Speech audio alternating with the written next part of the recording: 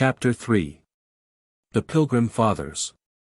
None could explain the malady that overtook Judith Huxham after the death of her daughter. The termination of Marjorie's life did not appear to be the cause, for Judith shed no tears on man or woman who, as she described it, had died in Christ. Her child was safe, and the febrile disorder that upset Mrs. Huxham on returning home arose from other causes. All, save Barlow himself, supposed that she was very naturally shocked into sickness by the events reported from the Barbican. How she had taken Marjorie to her brother's, that she might pass in peace. How Bulstone had discovered the hiding-place and thrust in upon it, how he had actually arrived but a few moments after his wife's death. And how Judith's struggle against the violence of the men had caused her to faint in Barlow's arms. These things were known, and none of her own circle but applauded Mrs. Huxham, rejoiced that she had achieved her high purpose, and felt that such a victory was more than sufficient to explain her subsequent collapse. One, however, understood it differently, and that was Mr. Huxham. He believed that the cause of Judith's tribulation rested with himself. Indeed, as time passed and his wife gradually returned to physical strength and her accustomed health of mind and body, Barlow perceived that he had done a thing which would modify Judith's attitude to him forever. That at least became clear, a picture indelibly printed on the combined surface of their lives when the storm had passed. Their daughter was in her grave and the tumultuous moments of her death a memory. Slowly Huxham understood that henceforth his wife would not regard him as of old. That he should have assisted Jacob to find her was, it appeared, a lapse that could never leave future relations unmarked, and when again he saw her brother, Lawrence Palaiblanc, who had also won Judith's displeasure. The old fisherman doubted not that Barlow's action, together with the united operation of the three men in breaking down the door, had forever darkened Judith's opinion of them both. Lawrence trusted that, with time, his sister would see their deed was natural, in the light of her silence when they challenged, but Barlow knew better. The estrangement fell awkwardly, for now came the great change in the life of the Huxhams.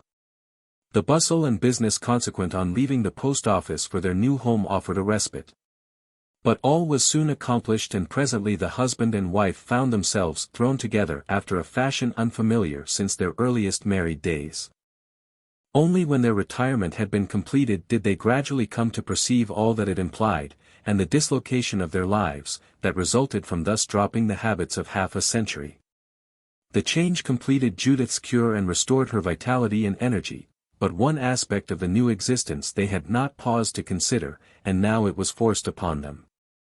Neither had been concerned with their future occupations save vaguely. But such plans as they had formed proved wholly unequal to filling the startling and immense spaces of leisure now thrust into their lives. Barlow had imagined himself gardening with Marjorie, and thus ordering his time and energies. He designed, too, some weekly hours at the shop, that he might assist Jane and his son and launch them into the details of the business. For the rest he had not planned anything. While Judith hoped that her new existence would offer more leisure for reading desirable books and aiding her neighbors. They came thus into a world of new experience, and when all was done, the house arranged in every detail to Mrs. Huxham's liking, the new garden at a stage when nature's more leisurely processes succeeded Barlow's zeal, they found themselves faced with a generous gift of time and some difficulty to fill the lengthening days. It was then that the cloud he had hoped to dispel settled into a permanent canopy and Barlow found that his wife was changed. In no actual relation could he declare any alteration, but the former, mental understanding had failed. She did not trust him as of old and her outlook on life had taken a new color also.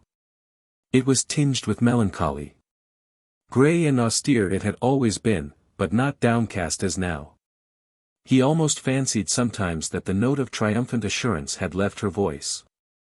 The change influenced him a great deal, and on an occasion when he was at the shop with his daughter-in-law he uttered an alarm. They were good friends and Jane was old enough to understand some of his difficulties. "It's fear for my future that's at the bottom of all this," Barlow told his son's wife. "People think that Mrs. Huxham is a bit under the weather, because of the great change into our villa residence, but a thing like that is of no account to her. She's troubling about me, that's the anxiety. When I took Jacob Bullstone to his dying wife, I did a thing that your mother-in-law felt to be above measure wrongful. She may be right and, if I thought she was, I should confess as much. But I can honestly look back and feel it wasn't a wrong thing. The sufferings of that man were real, and I was rent myself to know that Marjorie was going home. And between my own grief and his, what more natural that I should take him to say his last farewell. He was an evil man and he'd done fearful wrong, but one thing I never will allow, that he could by word, or touch, have cost Marjorie her salvation. Far more likely a word, or touch, from her might have saved him. And so I took the man, but the shocking upshot, Jane, the shocking upshot is that my dear wife no longer feels sure whether I haven't doomed myself for all eternity by that deed. Jane begged him to banish any such painful suspicion. I'm sure it's at the very foundation of things that you're saved, just as much as she is, said his daughter-in-law. There's some great truths we take for granted, and that's one of 'em. If I was you, I'd have it out with her. A woman like my wife, who lives, you may say, with one foot in the other world, will sometimes find the heavenly light to dazzle her, if you catch my meaning, Jane, said Mr. Huxham. With her standards of conduct and her face always lifted to the divine perfection, she may well perhaps lose the sense of proportion and forget that if we was all perfect, there wouldn't be any need for us to be saved. She probably don't allow enough for the power of Jesus Christ to fetch in his lost sheep. Barlow raised the question again on the following Sunday, when Mrs. Huxham, during the stagnation between dinner and tea, had permitted herself an hour with a book. It was a work that Lawrence Palaiblanc had discovered at a second-hand bookseller's shop in Plymouth. For he was a strenuous reader himself, within limited boundaries, and this work, entitled The Sabbath of New England, had given him infinite satisfaction. He had sent it to Judith as a peace offering in some sort. Mrs. Huxham now learned what a Sabbath might be, and had actually once been, as ordered by the Pilgrim Fathers, they who sailed from Mr. Palaiblanc's own Barbican in times past.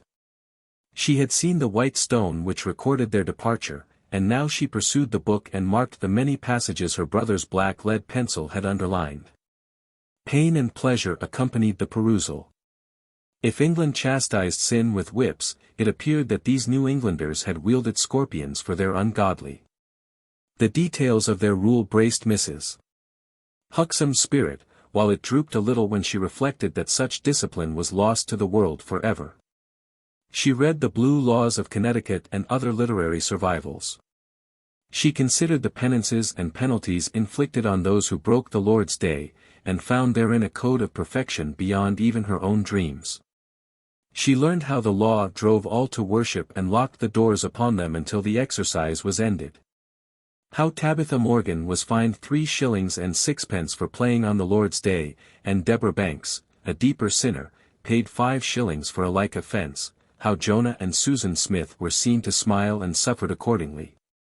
How Lewis and Sarah Chapman, sweethearts, were found in Goodman Chapman's garden sitting under an apple tree, branch of ill omen, and fined for their levity. How Elizabeth Eddy was seen to hang out clothes upon the Sabbath day and mulcted 10 shillings for her lapse. Mrs. Huxham contemplated such a Sunday with enthusiasm, and the printed page brought a rare flush to her cheek. But worse followed, and her brother had doubly scored the fall of mariners, which too often happened. There was Captain Kemble, of Boston, newly come off a 3 years' voyage, who publicly kissed his wife, the day being Sunday. And devout persons were compelled to witness the offense, since it took place under the open sky on the erring man's front door step.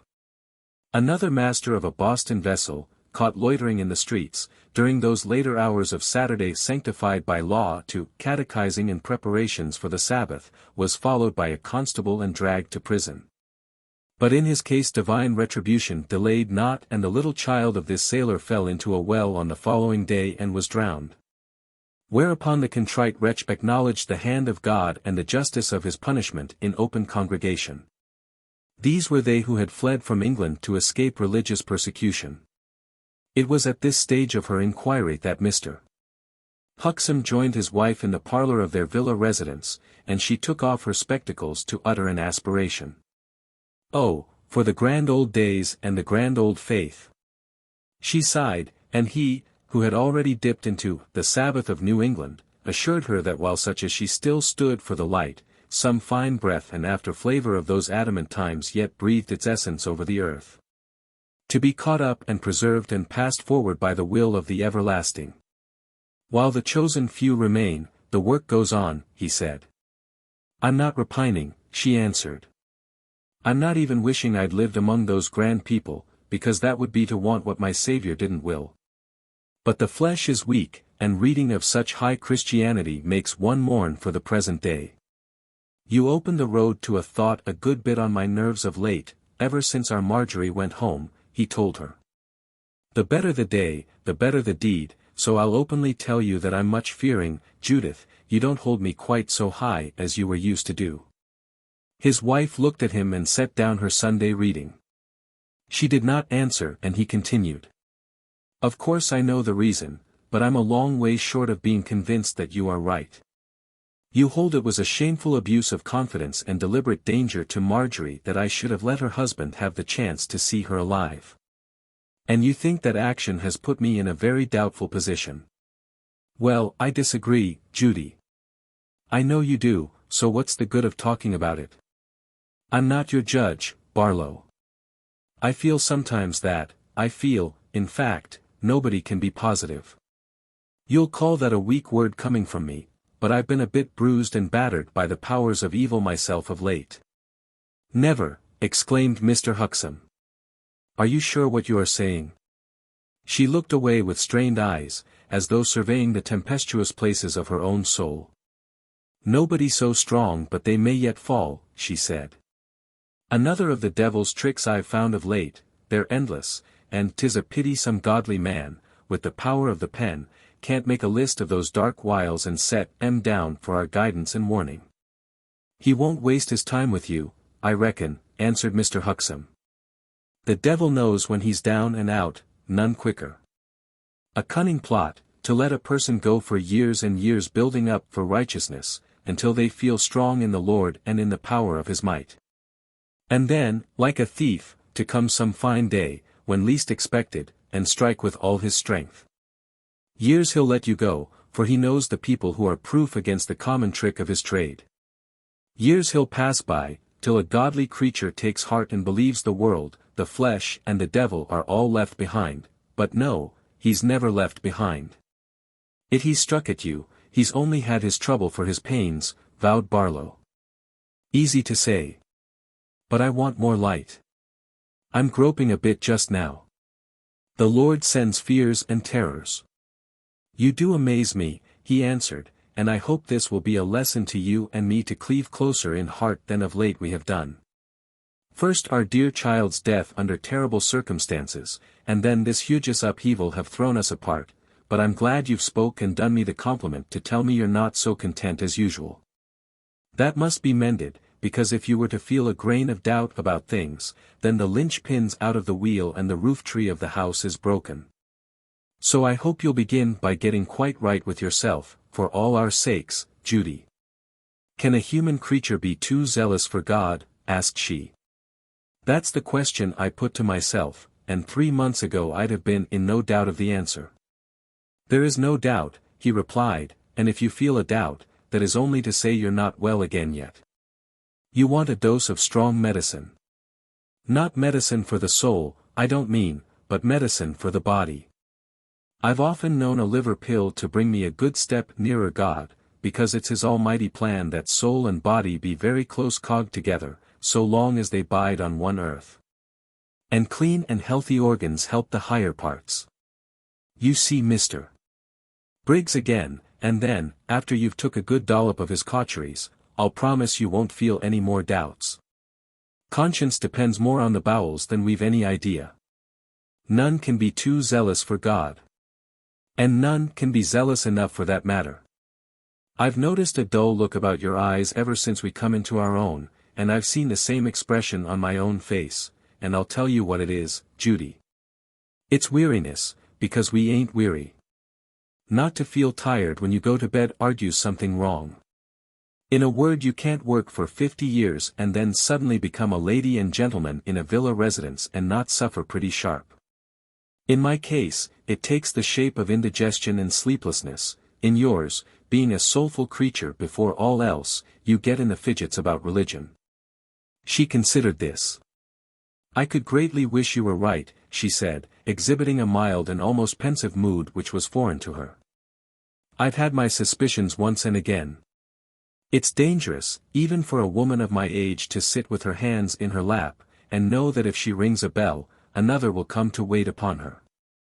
You've been ill and had to be waited upon. Besides, we figured it all out.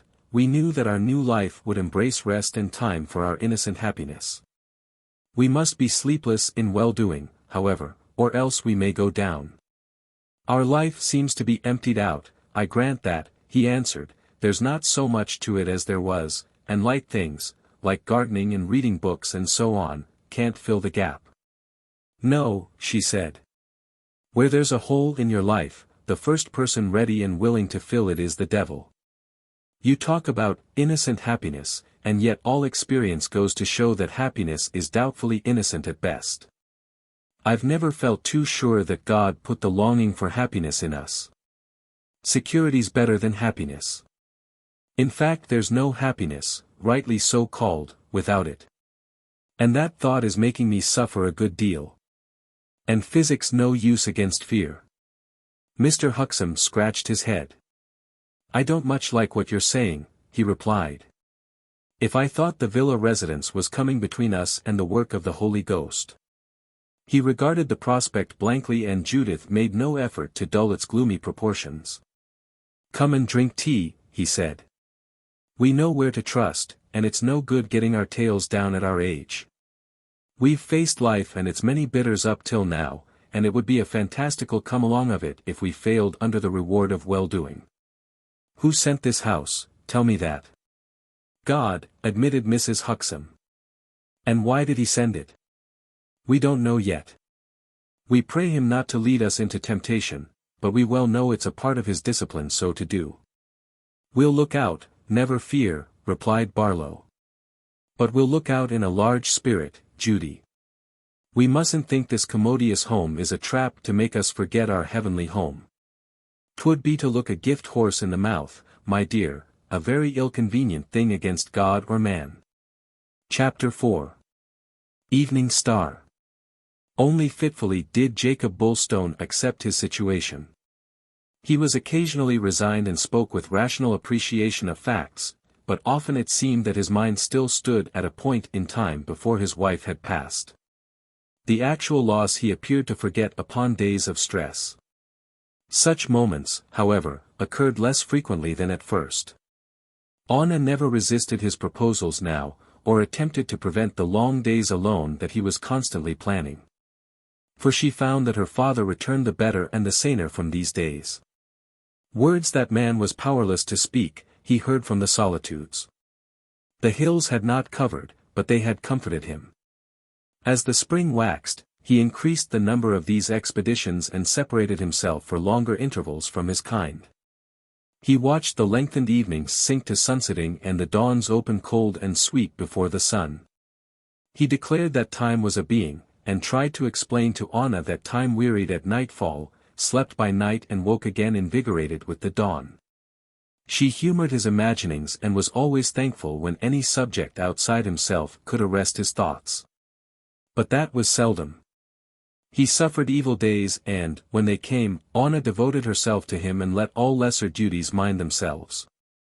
There came over Bulstone a long period of fruitless rage. Having for a season heaped contumely upon his own head and wondered why the people did not rise up and stone him. Having subsequently mourned and become very silent through the passage of 4 weeks, his unsteady mind broke into a frenzy and his self-restraint failed, so that Anna shook in fear and Peter began to tell the people that his father was mad. But after a calenture, during which he cursed fate, flouted heaven, and uttered many profanities, which terrified Anna and pleased George Middleweek, Jacob grew calmer again and was almost childish for a season. He became more mild and humble, less envenomed against destiny. People were sorry for Anna and Peter, but there seemed to be few to help them. Adam Winter, however, kept in touch with them, and William Marydrew often came to Red House on one pretext or another. He had declared from the first that Jacob would recover, so far as his brain was concerned. He knew Bulstone best and had the art to calm him quicklier than any other man was able to do. For Jacob felt William to be trustworthy and loyal. He often went to see him, and if any idea suddenly struck into the sufferer's thoughts, he would either convey it to William, or describe it to Anna. At this season his egotism was supreme, and only at rare moments was he able to dismiss his projects, or himself, from the substance of speech. A trivial thought took Jacob one day as he stood among his dogs, and he turned his back upon them, left Red House and, following the river, soon reached Mr. Marydrew's cottage. "It's borne in on me that there are three sorts of men and only three, William," he said, standing before the ancient and looking down at him, where he sat smoking his pipe in his porch. "A very simple earth if there was only three sorts of men on it, Jacob. Three sorts, those that leave the world better than they found it, those that leave it worse, and those that go through it like shadows and make no more mark than shadows do. And I thought, in my pride, I was the first sort of man, and never guessed to be the second." He sat down on the bench beside William. "We most of us leave the world better than we found it by a few kind actions and decent thoughts," declared Billy. "Very few go through life without doing their fellow creatures a good turn here and there. Certainly you've done a lot of good in your time and many can testify to it. And to say you've done evil also, that's only to say you're a human. At best the good balances the evil and leaves us only shadows, with nothing to credit." "Nonsense," answered Billy. "We know, even a small people, that we're of more account than shadows. In my case the great evil swallowed the little good. I wish I had never been born, because then none could point to my grave some day and say, 'There lies the man that killed his wife.' If I could have chose before I was born, I'd have said to God, 'Either let me come into the world for well-doing, or not at all,' and that would have been a decent, self-respecting wish. But how can people believe in God's mercy and love, when the world swarms with bad men he could as easily have made good ones? Take my late wife, for you must firmly grasp now that Marjorie's dead, that rare woman is dead, William. Take her and ask yourself how an all-seeing, all-loving God could let that innocent, harmless creature love a man who would end by killing her." "You waste a lot of time, Jacob," said the other, "and you ask a lot of questions no mortal man can ever answer, because we don't know enough. I've lived to see great changes myself, and you may say, well inside civility, that God's like some of us old men, who were once young. When I was young I was well thought of and held in great respect, and I counted, in my small way, among the rest. And when God was a thought younger, for time will go on and he can't be outside it, Jacob, when he was a thought younger, the people held him in greater respect than now.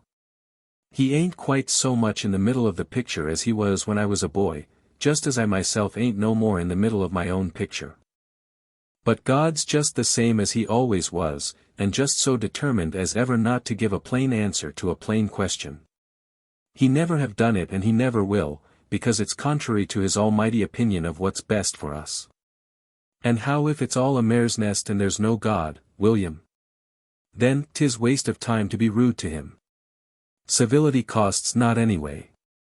My old father said to me when I was a child, 'Always touch your hat to a pair of hosses, William, for you never know who's behind 'em.' I puzzle a good deal upon the subject, and life often flings it uppermost," answered Bulstone. "In fact so are we built, through education of conscience, that it's impossible to go very far without being brought up against God. How often in my secret times of pain do I catch the name on my tongue? How often do I say, 'My God, what have I done?' I ask him that question by night and day. A silly question, too, for I know what I've done as well as God can. But I know what I've suffered far better than he can. I went on hoping and hoping, as you bade me, last year. I went hoping, with one eye on God, like a rat that creeps out of his hole with one eye on the dog hard by. But the game had to be played out by inches. He knew that Marjorie was dying, a few miles away, and he kept it secret from me and didn't let me hear till it was too late. He planned it, so that I should just be there after the very last breath was breathed, should touch her before she was cold, should miss her by seconds. And she longing to come back to me, to save me. What should we call that if a man had done it, William? Come and look at my bees, Jacob. A brave swarm yesterday, and poor Sammy Winter took M for me with all the cleverness of a sane man. Mysteries everywhere. People pity Samuel. I don't, not now, I did once, because it's the fashion to think anybody's lacking reason is a sad sight. Why? Brains are like money, poisoned so often as not. My brains have poisoned me, fretted and festered and burnt out my soul like an acid. The more I see of the wild, innocent creatures, the more I feel that reason's not all we think it, William. You can't fetter the soul down to reason. What has reason done for me? The little comfort I get now is outside reason. Reason only goads me into wanting to end it and make away with myself. That would be the reasonable thing. What happened yesterday? Anna found a rhyme book that belonged to my wife. And in that book was a sprig of white heath I picked for her on a wonderful day we had, just after she had promised to marry me. There it was faded to brown, more than 20 years old. And what else did Anna find? Between the pages she found the crumbs of a little sweet biscuit, a sort of a little biscuit, William, that Marjorie loved. Where's the reason when a crumb of wheat can stab the soul deeper than a sword? And what then? What did Anna say? Nothing in reason, God knows. Father, she said, you and me will eat these crumbs, then we'll have shared the biscuit with dear mother. A holy sacrament, yes, faith, holy's not too strong a word. We ate the crumbs, and there was a strange, mad comfort in it, and the child smiled and it made her happier too. You could see it in her face. Why? Why? All darkness, no answer. And the little verse book, with the heather bloom, will be in my breast pocket now till I die, never out of reach of my hand, warmed daily by my warmth. Why? Can reason tell me? No, it's only because I'm gone below reason, William. Or it might be above it, my son. Such things make your head whirl. If there's to be happiness in heaven, we mustn't be built like we are here. Fear must be left out of us and the power of remembering.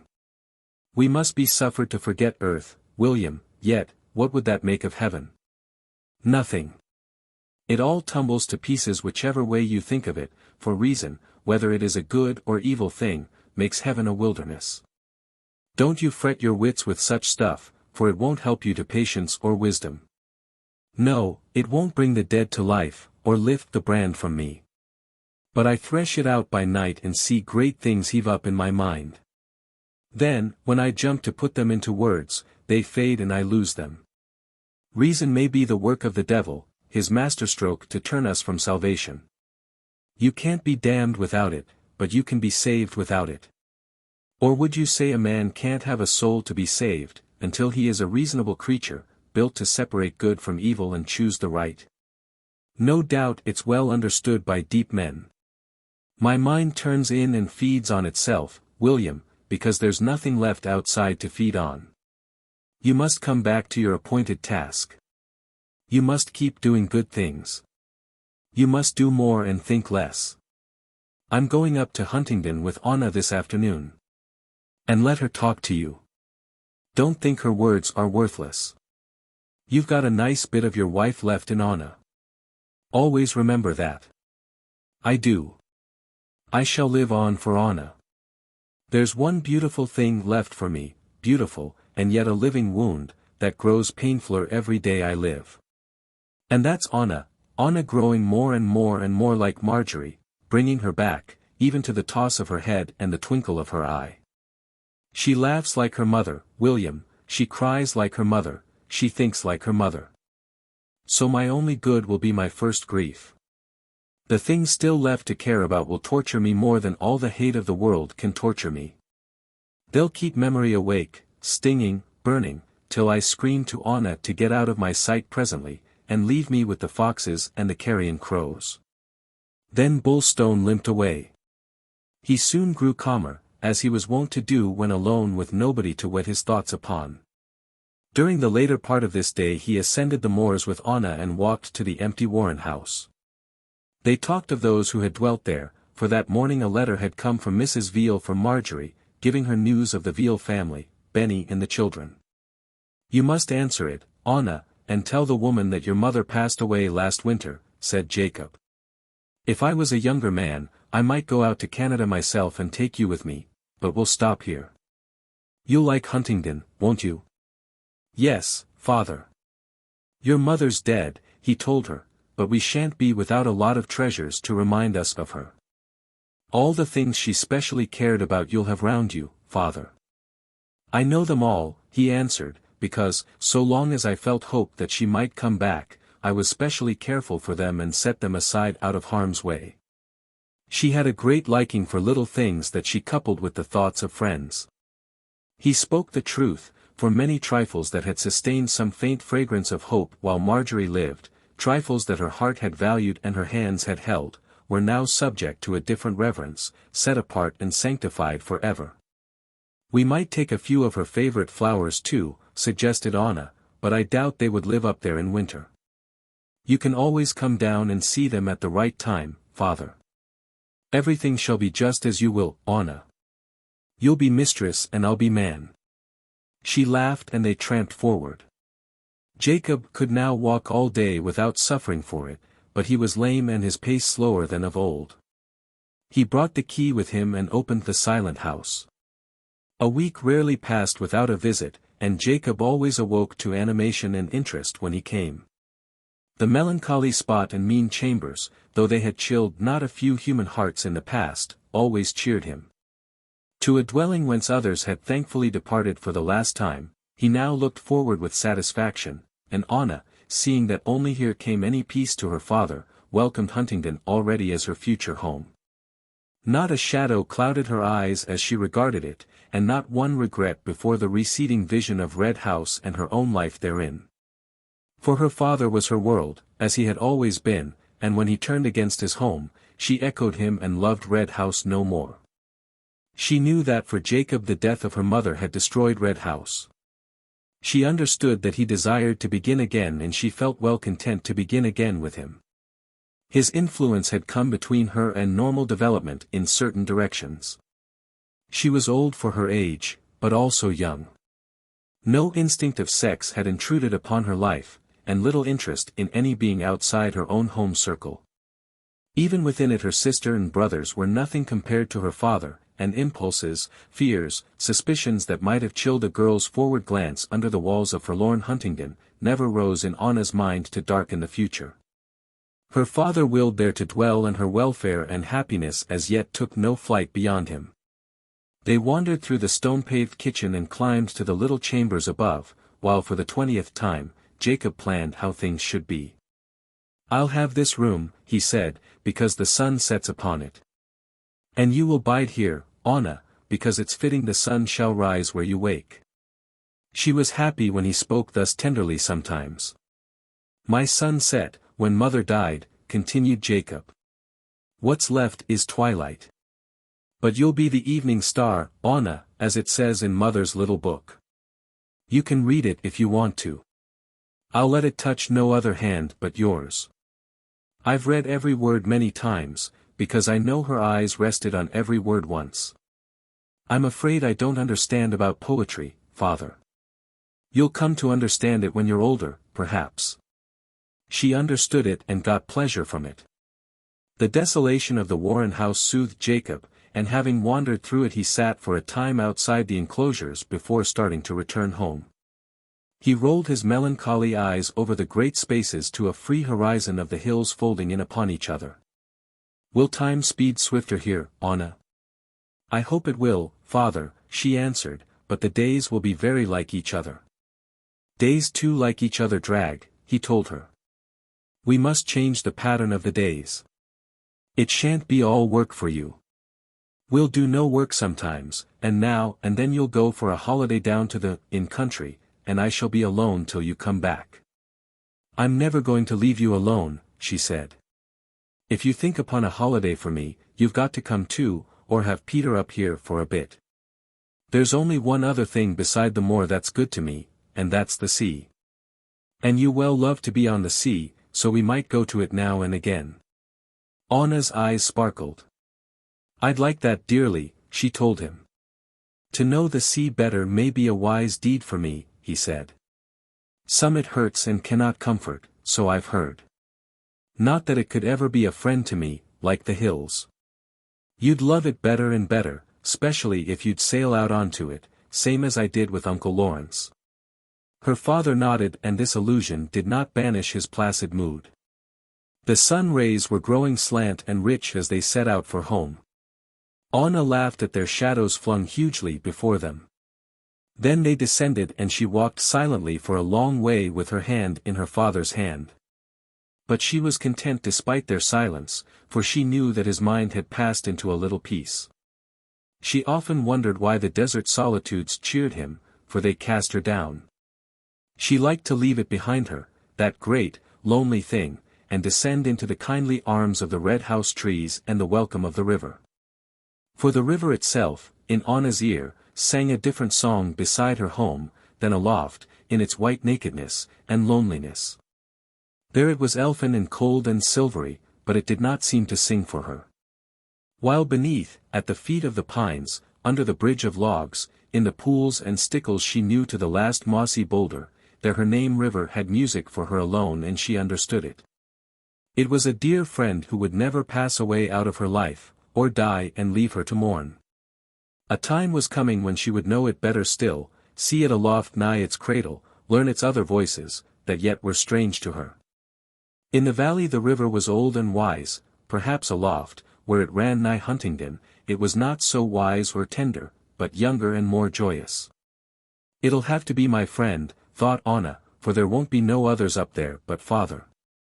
An incident clouded the return journey, and though neither Jacob nor his daughter was sentimental, death confronted them and made them sorry. An old goat, one of the parents of the red house flock, had disappeared during the previous winter, and they had fancied that he must have fallen into the stream and been swept away in a freshet that happened when he vanished. But now, in a little green hollow rimmed with heath and granite, they found all that was left of the creature, wisps of iron-grey hair, horns attached to his skull. A few scattered bones picked clean by the carrion crows, and the hollow skeleton of his ribs with young grasses sprouting through it. "Oh, father, it's Beardy," whispered Anna. "So it is then. And I'm glad we found him. A very dignified thing, the way the creatures, when they know they're going to die, leave their friends and go away all alone. A fine thing in them. And there's many humans would do the same if they had the strength, I dare say." Anna descended among the bones and picked up Beardy's horns. "Peter will like to have them for a decoration," she said. "I hope he didn't suffer much, poor old dear." "Not much, I expect.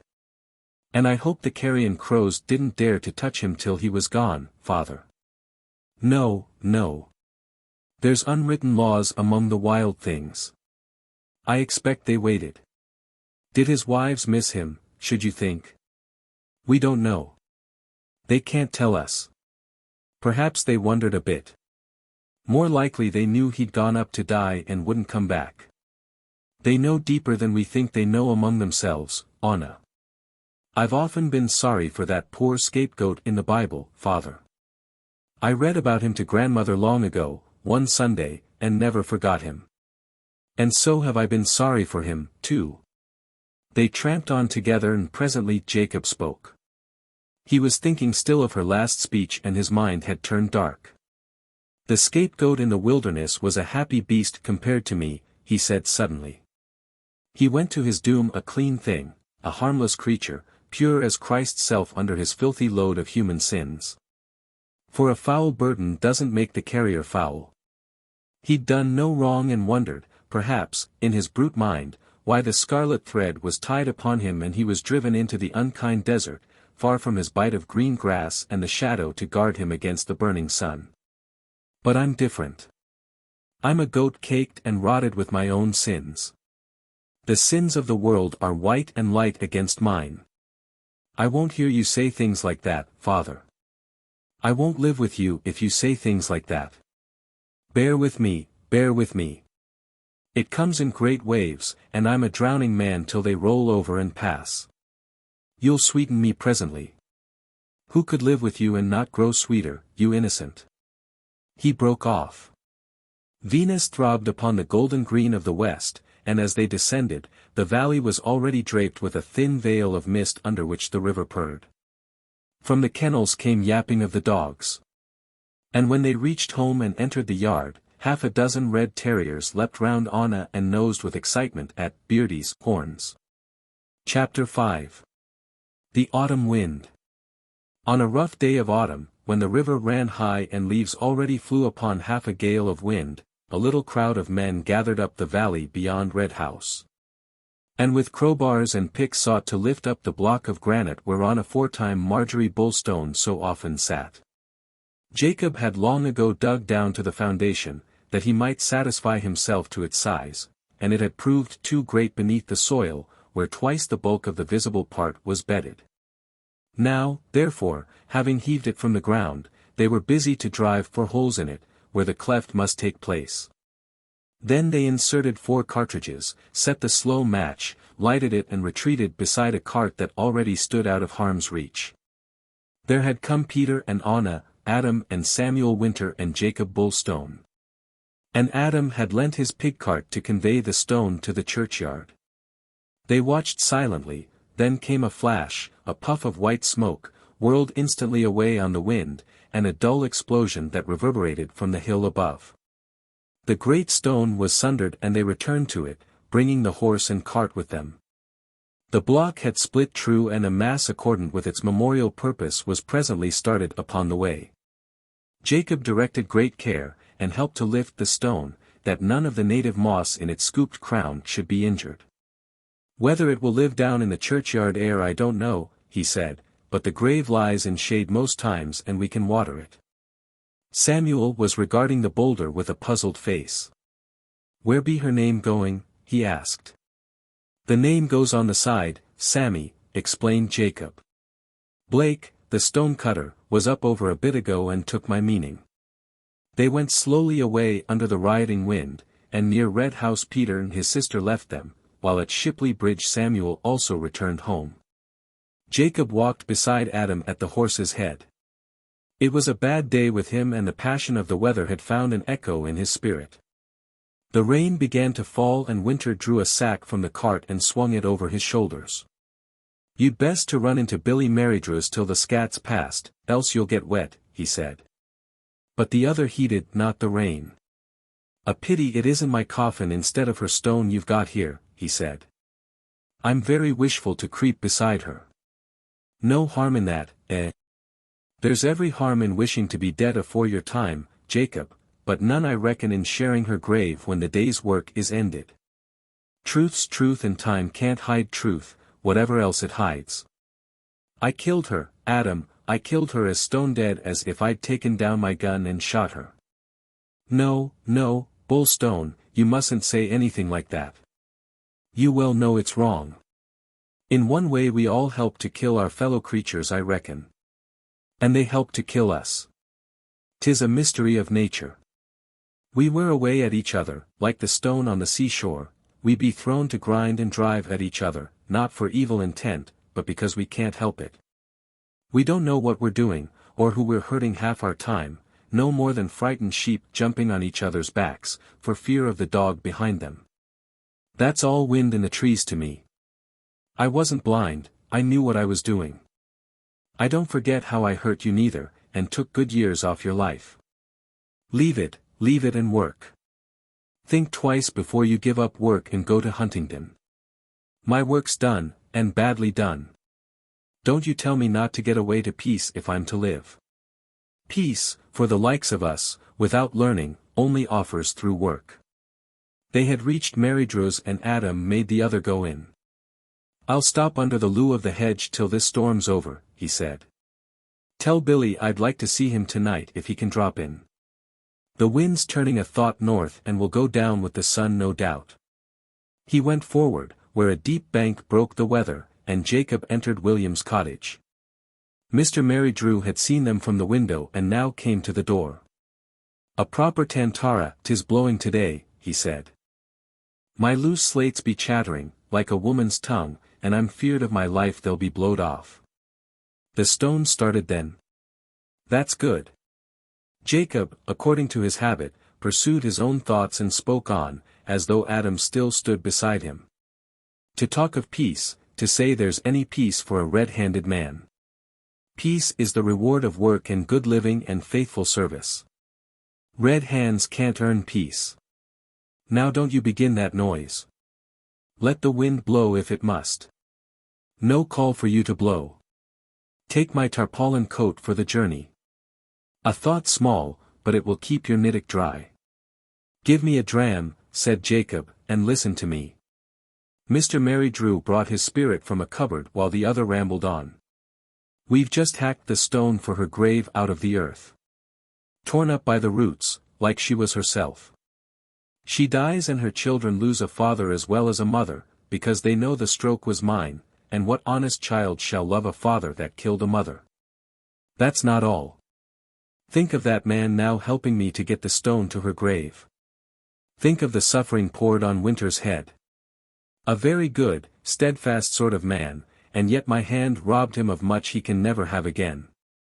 3 out of 4 children lost, and that saint underground. And all allowed by the goodwill of a watchful God." He nodded, emptied the glass his friend offered him and looked out at the rain. "You're dark today and don't see very clear, my dear," said Billy. "You put this from your own point of view, and so, 'tis very ugly I grant, but everything that haps has 2 sides. You've bitched up your show here, Jacob, and I'm not going to pretend you have not. You've done and you've suffered a lot, along of your bad judgment, and you was kindled into this affair by the powers of darkness. But, 'tis the way of God to use men as signposts for their fellow men. He sees the end of the road from the beginning, and he knows that the next scene of your life, when you meet Marjorie, will belike be full of joy and gladness. It's your heart, not your head, that speaks that trash, William," answered the younger. "Can future joy and gladness undo the past? Can the sunshine bring to life what the lightning killed an hour afore? How shall understanding in heaven blot out the happenings on earth? Things, awful things, that God's self can't undo. And answer me this, if some live happy in this world and go happy to the next, as well we know some do, then why should not all? If some are born to live with their minds clear, their tempers pure, their passions under control, why should such as I am blot the earth? Would a man make maimed things? Would a decent man bring living creatures to the birth short of legs or eyes, when he could fashion them perfect? Where's the boasted mercy of your God, William? Where's his eternal plan, and what's the sense of talking about a happy eternity if a man comes to it poisoned by time? I'm calm, you see, a reasoning creature and honest with myself.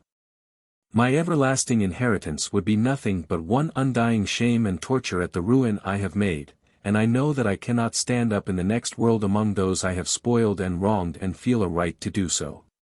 And if my Creator has built me to gnaw my heart out in agony through a life without end, what is He? No, the only poor mercy left for me is eternal night, endless sleep is what I'd pray for if I could pray. Because another life must be hell wherever it is spent. Let him that made us unmake us.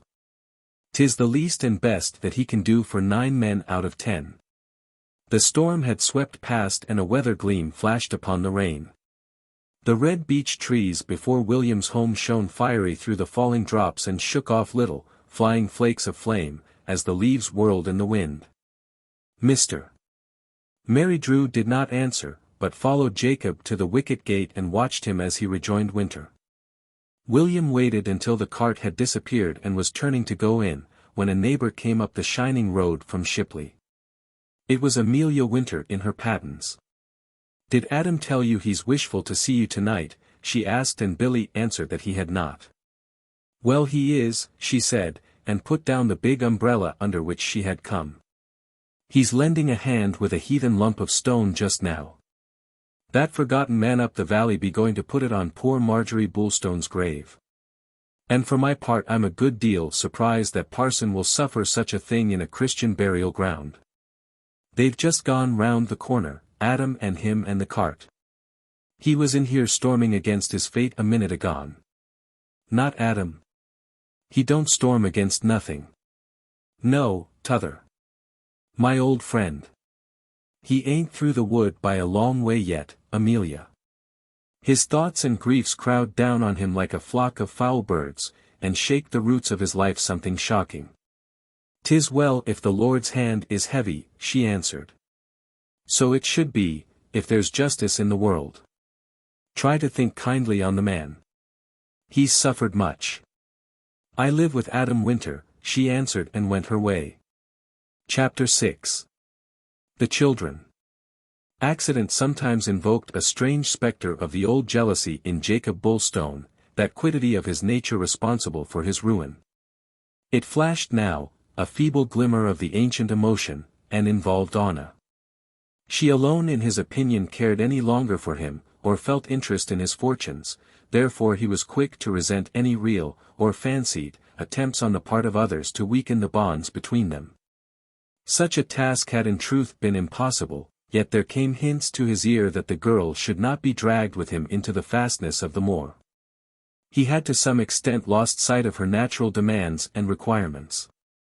He little liked her to be overmuch interested in affairs that no longer concerned himself, but she was intelligent in this matter and, helped by advice, kept in closer touch with her relations than Jacob knew. With her grandmother Anna had indeed broken, for Judith declined to see her any more, and the younger did not pretend sorrow, but with Barlow Huxham, and with her uncle Jeremy and Aunt Jane, she preserved a friendship they did not report to Mrs. Huxham, while despite harsh sayings against them from her father, Anna continued to love John Henry and Avis. She was loyal, would not hear a word against Jacob, and set him always first.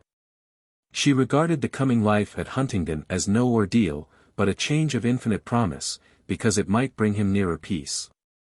Meantime, behind Bulstone's back others were busy in hope to change his plans, and these alternatives were placed before him by his children. The occasion found him fretful after a period of comparative contentment.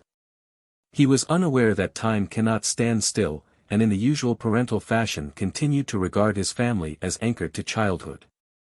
He was smarting under grievances on a day that he met Adam Winter and walked with him from Brent to Shipley. "There's nothing so cold as the chill of your own flesh," he said. "A child's a fearful thing, Adam, if it turns against a parent, especially when you've kept your share of the bargain, as I have." "No doubt there is a bargain," admitted Winter. "I speak as a childless man and my words of no account, but you've been quick to see what you owed your own, and I hope they do the like. If they don't, so far, that's only to say they're young yet. They will get more thoughtful with years. Yes, thoughtful for themselves. Young and green they are, yet not too young to do man and woman's work, not too young to know the value of money. Something's left out of them, and that is the natural feeling there should be for their father. Hard, and own self they are. Your eldest is born to command, and that sort play for their own hand by reason of the force that's in him. Time will mellow John Henry's heart, and experience of men will show him the manner of man his father is." Jacob grew calmer. He loved his mother more than he loved anything, and it may be out of reason to ask them, who loved her, to spare much regard for me. That I grant and have always granted. Yet I've striven to show him now, with all my awful faults, I'm a good father. He can't fail to know it. John Henry comes of age in a minute and I've made over Bulstone Farm to him. A great position for one so young, Winter. A wondrous fine thing, and what makes it finer is that he's a born farmer and will be worthy of it. Kingwell's lease is up ere long, and then my son will reign and be the head of the family in the eye of the nation. You mustn't say that. You're the head of the family, not your son. He had scarce a word to answer when I told him how I'd been to Lawyer Dawes and turned it over. As for Dawes himself, he feels a thought doubtful whether I should part with my own so freely. But no, I said, I understand what I'm doing. A bit of bread and a cup of water is all I shall ever ask from my children. Let them do what I've failed to do and carry on the name in a proper way. I want to be forgot, Adam. And yet, because they're quite agreeable to take all and let me be forgot, I smart. Such is man. Nature and order can't be swept away, answered Winter. Your children are very orderly children, and no doubt they'll do as you wish. But you mustn't think to go out of their lives and deny them your wisdom and advice. You've got your bargain to keep still, while you're in the land of the living. You mustn't wash your hands of M. You must show M that you're part of M yet, and that their good is yours and your good is theirs. They care not for my good, why should they? They don't want my wisdom, for well they know my wisdom is foolishness. Who'd seek me now? Who'd listen to me now, but a few such as you and William, who have the patience of those who grow old and can still forgive all and laugh kindly. No, they are children, and wisdom they need and experience they lack, the more so because the world has run smooth for them. But they don't look to me and they never did. All but Anna were set against me from their short coats. They began to doubt as soon as they could walk. Their grandmother was their god, and they'll live to find she was a false god. They didn't get their hard hearts from Marjorie, or me. Trust to that then, urged the other. Be patient and wait and watch, and you'll see yourself in them yet, and your wife also. You have a great trust in your fellow creatures, Adam Winter. You must trust M if you're going to get any peace. What's life worth if you can't trust? 'Tis to people the world with enemies and make yourself a hunted creature. Hunted is a very good word, answered Jacob, that's the state of most of us. As to my children, he continued, Peter will carry on here with middle week, and he's very well able to do it, better already at a bargain than ever I was, and likely to be more popular with customers than I. But my sons have got to make me payments. That's fair, eh? Certainly it is. And Anna must be thought upon also. She's first in my mind, and always will be, and she needn't fear, when I go, that she'll be forgot. I've managed pretty cleverly for her, well knowing that she'd not think of such things when she grows up. Don't you force her to grow up too quick, however, urged Adam. Such a far-seeing man as you must not come between her and her own generation, and keep her too close pent if you really go to the moor. Youth cleaves to youth, Jacob, youth be the natural food of youth. You're wrong there, answered the elder.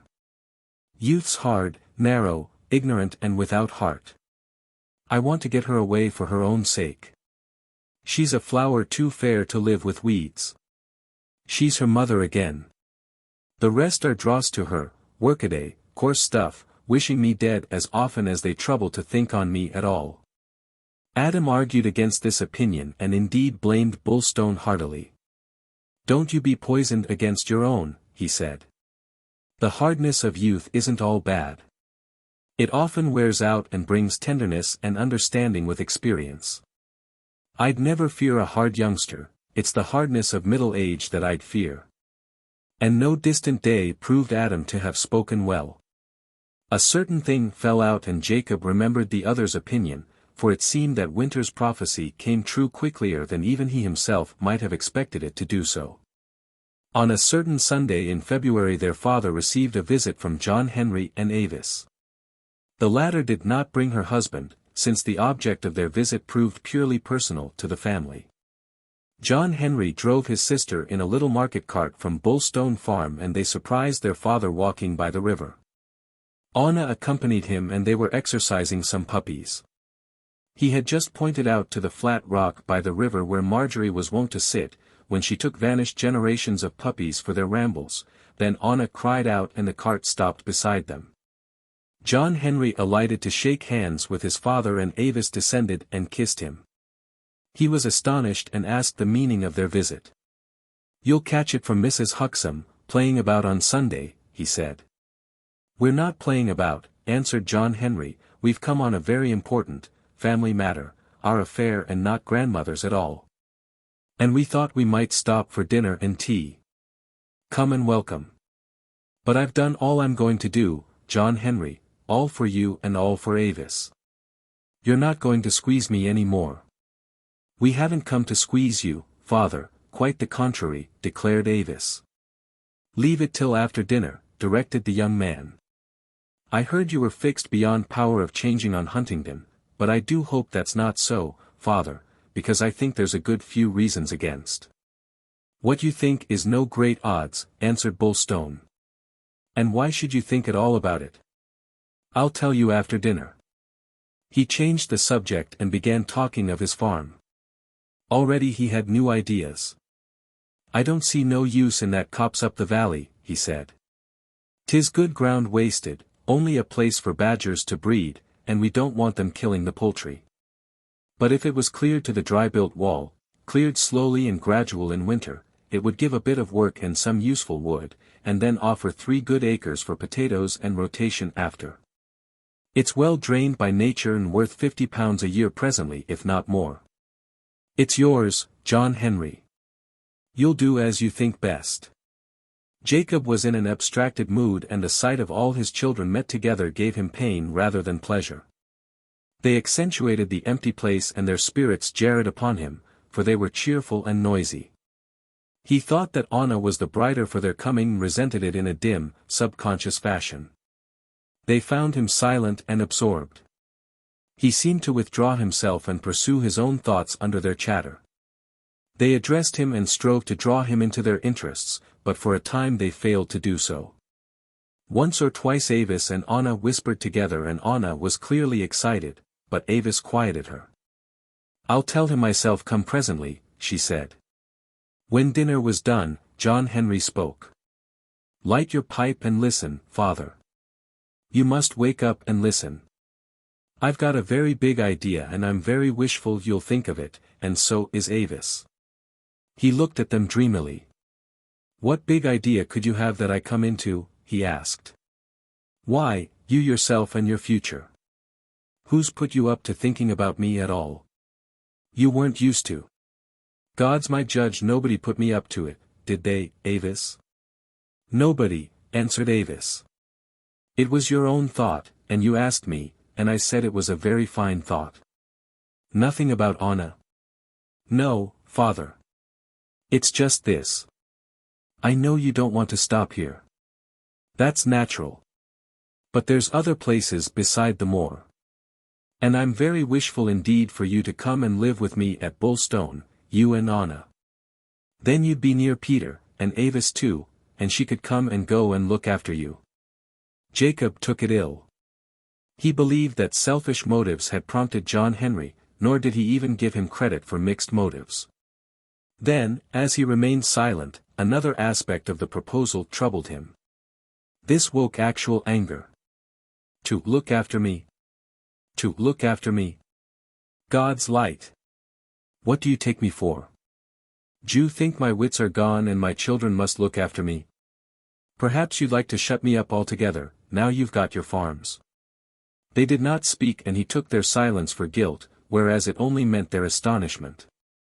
Where the hell did you scheming devils come from? He shouted. Where's your mother in you? Are you all your blasted grandmother? Avis flushed and John Henry's face also grew hot. Anna put her arms round her father's neck. Don't say such awful things, she begged him, you know better, dear father. Then John Henry spoke without temper. You wrong us badly when you say that, father. We meant no such thing and was only thinking of you and Anna. You must have stuff to fill your mind. You're not a very old man yet, and you're strong and active. And I thought that you'd be a long sight better with me and with Avis nearby and the interests of life around you, than up over in that lonesome hole. It was nothing but a kind view of it. Why should you grow kind? Why should you change your nature? Haven't I right and reason to doubt what motive is under this? To look after me. That's how Winter speaks of his daft brother. I may be daft and small wonder, but...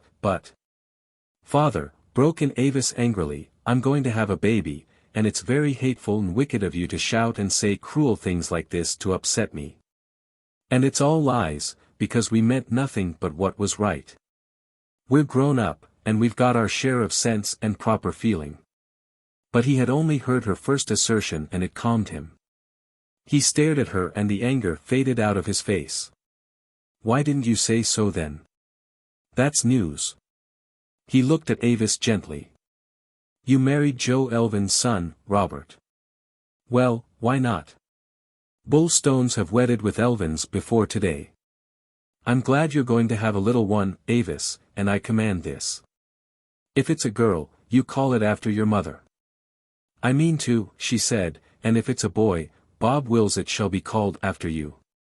No, no, I forbid that. We'll have no more Jacobs. But he relented before them and grew mild. Come here and sit by me and take my hand, he said to Avis, and then he turned to John Henry. If I was harsh, you can overlook it. I'm not the man I was. I'm a good deal fallen down from the man I was. I'm colder than the man I was. I'll give you credit for saying what you said in a right spirit, I believe it. That's your mother in you. But you swear it was your own thought, not whispered to you by Billy or some such well-wisher to me? I swear before God it was my own thought, Father, and I say again that if you'll come to live with me, I'd be very glad indeed. But Bullstone shook his head. I'm bound for the only place that can offer peace. Anna and I. And I hope you'll make time as you can and come and see me now and again. I feel friendly to you and Peter. You know that actions speak louder than words. I hope it will be a girl for the sake of the blessed name. I'll come to the christening. I'll do that. Mark me. I'm a man of my word. You take all care of yourself, Avis, and don't be too busy. Peter spoke. Why for can't you go to John Henry, Father? Then we should have you in the midst. You know we're all right, Father, added the elder brother. It isn't as if you'd see a lot to vex you, and things being done you didn't hold with. You could come and go and keep your eye on the dogs too. I'd like to believe that you could wish it. And I will believe it, repeated Jacob. I'll make myself believe it, hard though it may be. It's a sign of grace and I'm glad it came into your thoughts. And Avis is going to have a child. That's well. Be sure to call it after your mother if it's a girl. He stared and nodded and they were conscious that his mind had wandered far from them. Let's go for a walk up the valley, Father, said Anna. You always like to talk best in the air. I'm going to do so, he answered, but I'm going alone. You children can stop together, and I'll be back for tea drinking. I'm a good deal shaken by this great thought of John Henry's. It means his mother in him, working up to the surface. And he can thank the Lord she's there. She's in you all. Not that I can change my plans, for my help comes from the hills you must know, such as it is. But that I was wanted at Bullstone is worth a good bit to me, good payment, you might say, for what I've done. He left them and they turned anxiously to Anna. Is he all right? Is it safe for him to go alone? Asked Avis. And her sister answered that she need fear nothing. It's up and down like that. His memory fails him sometimes in little things. Not in big things. It shook him to find John Henry and you wanting him. But it's done him good already. He'll forget about it before he comes back, added Peter. He'll often go out to think over something, or say he's going to, and then he comes back and you find it slipped out of his mind altogether. But not a great thing like this, promised Anna. It's as much for you as for him, continued Avis. It's not a place for you to be lost in, Huntingdon isn't, and if you have to go and live with him there, he'll very likely end by losing his reason altogether, and it's very bad for a young creature like you. Don't you say that, Avis. I couldn't live away from him. And he'll get better I expect.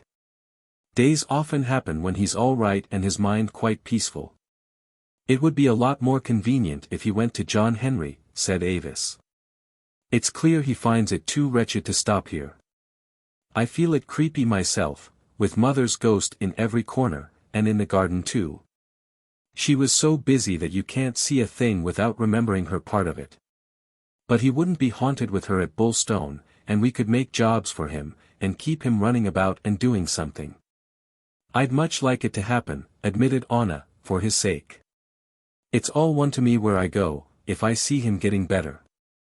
I'll keep it before him, and speak up for it so much as he'll let me, promised Peter. Of course it's what ought to be. But I don't think it will. Because loneliness is his stronghold, and the lonelier he is, the better he is.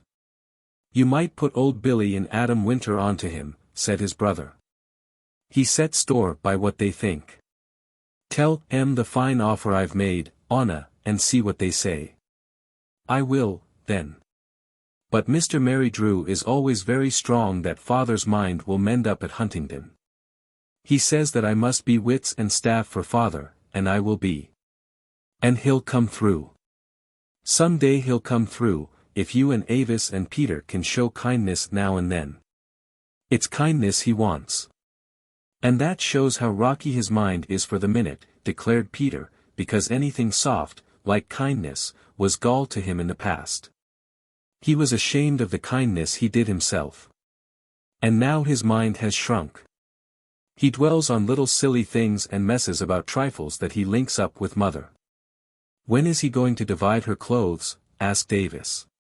It's a cruel waste and no respect to mother to let things get moth-eaten and useless, that might be worth money to the living. I've been at him, answered Anna. He says that I'm to have the clothes, when I'm grown a bit more, because I'm mother's shape, but that's silly. Now you've been so nice to him, I'll get on about the clothes again tomorrow and very like he'll let me go through them, or ask you to come over and take what you want. The girls discussed familiar articles of their mother's wardrobe, and Avis indicated much that would be useful to her and the elder Mrs. Elvin. Anna agreed, and while they talked, Peter described his father's habits of mind to his brother. The elder took a gloomy view. I don't think he will mend, said John Henry. I think it's a lot more likely he'll go from bad to worse and become a raving man. There's suspicions moving deep in him. When I told him about this, you remember, he asked if I wanted to have him locked up. People, with softening of the brain coming on, often look ahead in that way and know, by a sort of fearful instinct, what's going to overtake them. They discussed the kennels and Peter's future. He's all right about that, declared Jacob's younger son, but he's sharp enough for Anna. He told me plain that he didn't trust none of us but her, and that a hair of her head was worth the lot of us. But now belike he'll change, if he remembers. It was a great thought to offer him to come to Bullstone. If you want to please him, John Henry, put flowers on mother's grave now and again, advised Anna. Her grave will always draw him down from the moor, same as it does now. They talked until tea time, when Jacob returned, and John Henry went to put in his horse. Their father was now calm and cheerful. He said no more concerning the new suggestion. But he had not forgotten it, for when Avis and her brother were gone and Peter at the kennel, he questioned Anna. Can you tell me, faithful and true, that you had no part in what John Henry said? He asked. Because if you, or any other, put it into his head, then it's all in vain. Nobody put it in John Henry's mind, dear father, she answered. It was his very own thought. That makes it a valuable thing, Anna. I know it does. And Avis dearly wants it to happen too. And you? Would you rather be with Avis or your brother, or father? You know better than that, she said very earnestly. You and me are one, and what's right for you is right for me. So I think, he answered. A very clever, deep thought in you to say that we are one. Chapter 7. William's birthday. George Middleweek came to see old William with a message and a gift. It was Mr.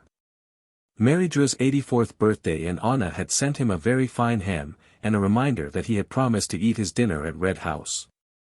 You look 10 years less than your age, Billy, said the kennelman. We're a long-living race, George. My grandfather was thrice married, and his last he took when he was 82. Gave my old sister the slip, for he was active as a kitten, and nipped off to spend a month with friends in Somerset, and came back with a wife. The woman thought she'd polish him off in a year or two and get his bit of money, but she thought wrong. He lived for 10 years and left his cash, such as it was, half and half to me and my sister. His third was a failure, though he was too proud to own it. "You get into your coat and boots," said George. "If you be coming with me, we must start." They were soon upon the road and William asked after Jacob. "Haven't seen him this longful time," he said. "He's up and down," declared the other. "Says silly soft things one day, so as you think he's growing tootlish, and then, the next, he'll be short and sharp and seemingly all right. He's going through everything that belonged to his wife, and Miss tells me that it shakes him up. He's keeping some of her things for himself. His old ideas, the stuff he was taught as a child, sticks out now and again. But he's shed most of it, I reckon. Life's knocked faith out of him, William, same as it does out of most honest people. But the old stuff clings to him. He'll often say he's a miserable sinner, though in my experience it's only the good people yelp about being miserable sinners. The real, right-down wicked men go on their way rejoicing. It ain't the sense of sin makes people miserable, because misery's a matter of character, not conscience, George. A very shocking business to say anybody's born in sin, argued Middleweek. And it's an insult to honest matrimony in my opinion. You don't understand religion, and the fall of man, George, answered Mr. Mary Drew mildly. The mysteries of faith are beyond you. Your mind ban't built to hold 'em. They reached Red House, where Billy thanked Anna for her gift and bade her go on with her work and not mind him, as he was early. But she was glad to stop a while and brought down Jacob from an upper chamber. His present business alternately excited the widower and cast him down. He spoke and thought much of Marjorie as he handled her garments, and sometimes he was normal and uttered intelligent words. But not seldom his memory tormented him and he said strange things. "Every stitch dear mother ever wore puts father in mind of something," explained Anna. Then Jacob joined them. His eyes showed that his mind was roaming, but he remembered the occasion. "A man can wish you many happy returns of your birthday, Billy," he said, "because life's good to you still. You can live on very safely, I reckon. But I'm different from that. It's come over me strong of late that if there's a life beyond, I must get to it soon, else there'll be more trouble. I must be there before a certain other party, William. Leave all that in higher hands, Jacob. The length of the thread be no part of our business. I must be first, however, I must reach Marjorie before her mother does. That's common sense, because we well know that I'd get but a bleak welcome if Judith Huxham had her daughter's ear before I did. She robbed me before, and she would again. A fault in Marjorie, to say it kindly, to listen to that old fiend. But I don't want her mind frozen against me for eternity. I still live in hopes that we'll be very dear friends, William, so far as a ghost man and a ghost woman can be friends. And why not, Jacob? Where there's no secrets hid, the people must surely come together in love and understanding. I say these things, because this is one of the days when I believe in a future life. Some days I do and some days I do not. Today I do. And why do I, should you think? Because my mind is a good deal filled up with my late wife, and if there's any sort of justice and any sort of almighty being to do it, then there ought to be a heaven, if it was only for her. We found the thing she was nearly drowned in today, continued Bullstone. Oh, my God, Billy, what a mad shape life takes, if you see it steady with a glance spread over quarter of a century. For look at it. If Adam Winter hadn't saved her, then 4 lives hadn't come in the world and my children would never have been born. And what does that mean? It means that Winter is responsible for my children as much as I am. And why shouldn't they thank him for their existence instead of me? Such thoughts go too deep for the mind of man, William, but if we could understand them, they might throw a good deal of light on life. Don't you be silly, my dear. It ain't a deep thought at all, but just a brain-sick fancy. And you mustn't feel no fear about the old witch doctor going to glory before you do. In the course of nature, she'll be called, and I dare say she'll hate going, quite as much as they uncommon good people often do. By the same token I hear that she and Barlow ain't finding the villa residence all that they hoped and deserved. And I'll tell you for why, you can't alter the habits of a lifetime in a minute and not feel it in mind and body. I know, because when I retired, though naturally rather a lazy old man, I missed my work above a bit, and often did a good heavy day for a neighbor, not so much on his account as my own. So you did, answered Jacob. I'll bear you out there. You sawed a good many hundred logs for me in your time, William. Barlow Huxham misses the shop and owns up, but his better half won't own up so far, because that would be to say the wrong thing has happened. And we well know it's a cast-iron rule the wrong thing cannot happen in their tabernacle. Then again she's had a fearful facer, and so's Amelia Winter. A very nasty jar has fallen upon them and it have cast them down a lot. I heard it from Adam Winter himself, and I've felt a good bit amused about it, though sorry for Amelia, because it looks to her as if the end of the world had got in sight. Whatever's fallen out, Mr. Mary Drew? Asked Anna. Why, Adam, after taking a good bit of thought, have chucked the chosen few and joined up with the establishment. And, of course, that means that Sammy have done the same, for what his brother doeth, he does. 'Tis a hugest shock to Amelia and she's very sorry for all concerned. Uncle Jeremy's 2 little boys have been taken into the chosen fews, said Anna. Aunt Jane told me they are received in. So they'll take the place of Mr. Winter and his brother, and the numbers will be kept up. The axe is at the root, declared Jacob, and I'm glad of it. They're a self-righteous crew and it was well within Adam Winter's nature to find them out and leave them. I hope I'll live to see the end of them, and if that hag died, the hornet's nest would soon empty. How's Huntingdon getting on? Asked William. I'm waiting for a fine day to ride up over on a pony. But not while the floods are out. We've got everything very VIII now, added Anna, and a nice load of peat stacked by the door, and the new stove. The stores go up after Christmas, and when the stores are in, our things go up. Peace, please God, peace is in sight, said Jacob, and I shall have a good few of her treasures around me, William. I find they are a great help to peace. Virtue goes out of these things.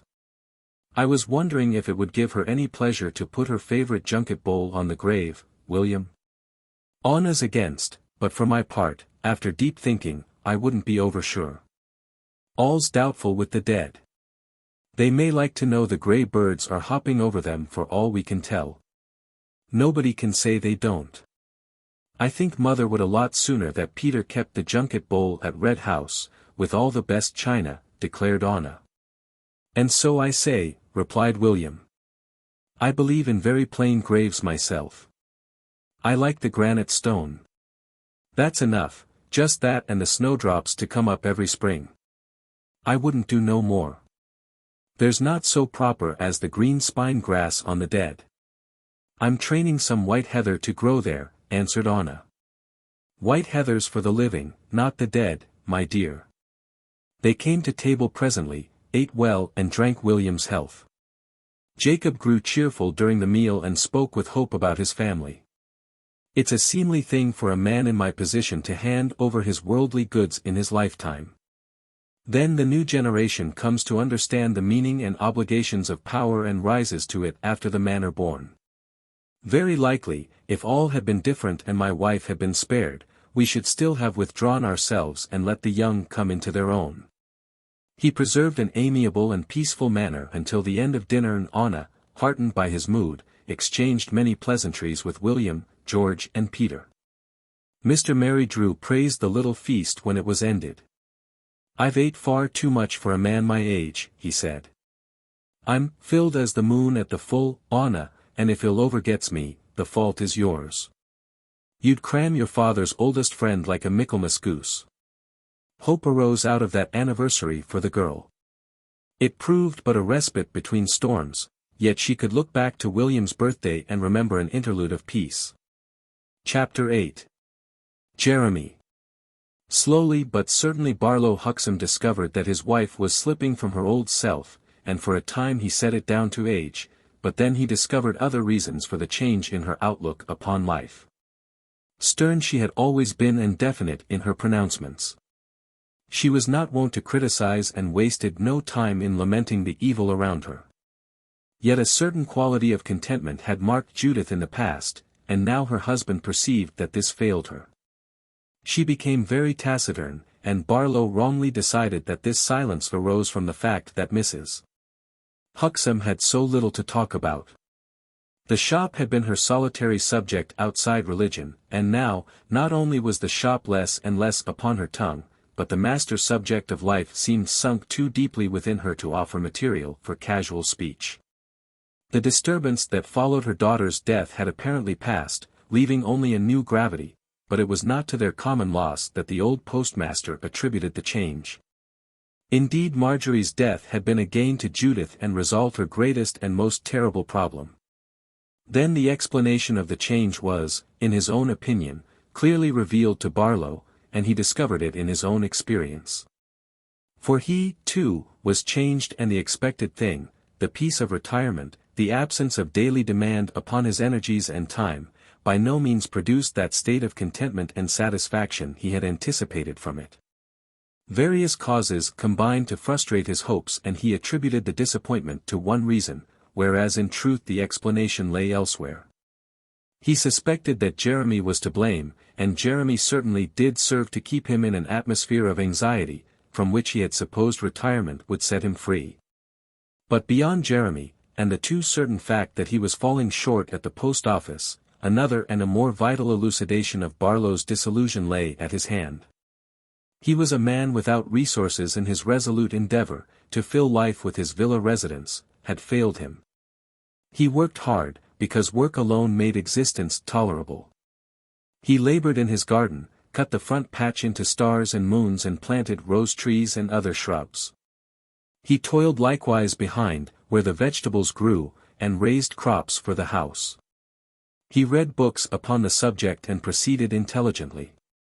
The work kept his body strong, and the open air made him feel 10 years younger, but these energies still left a void, for Mrs. Huxham did not share them.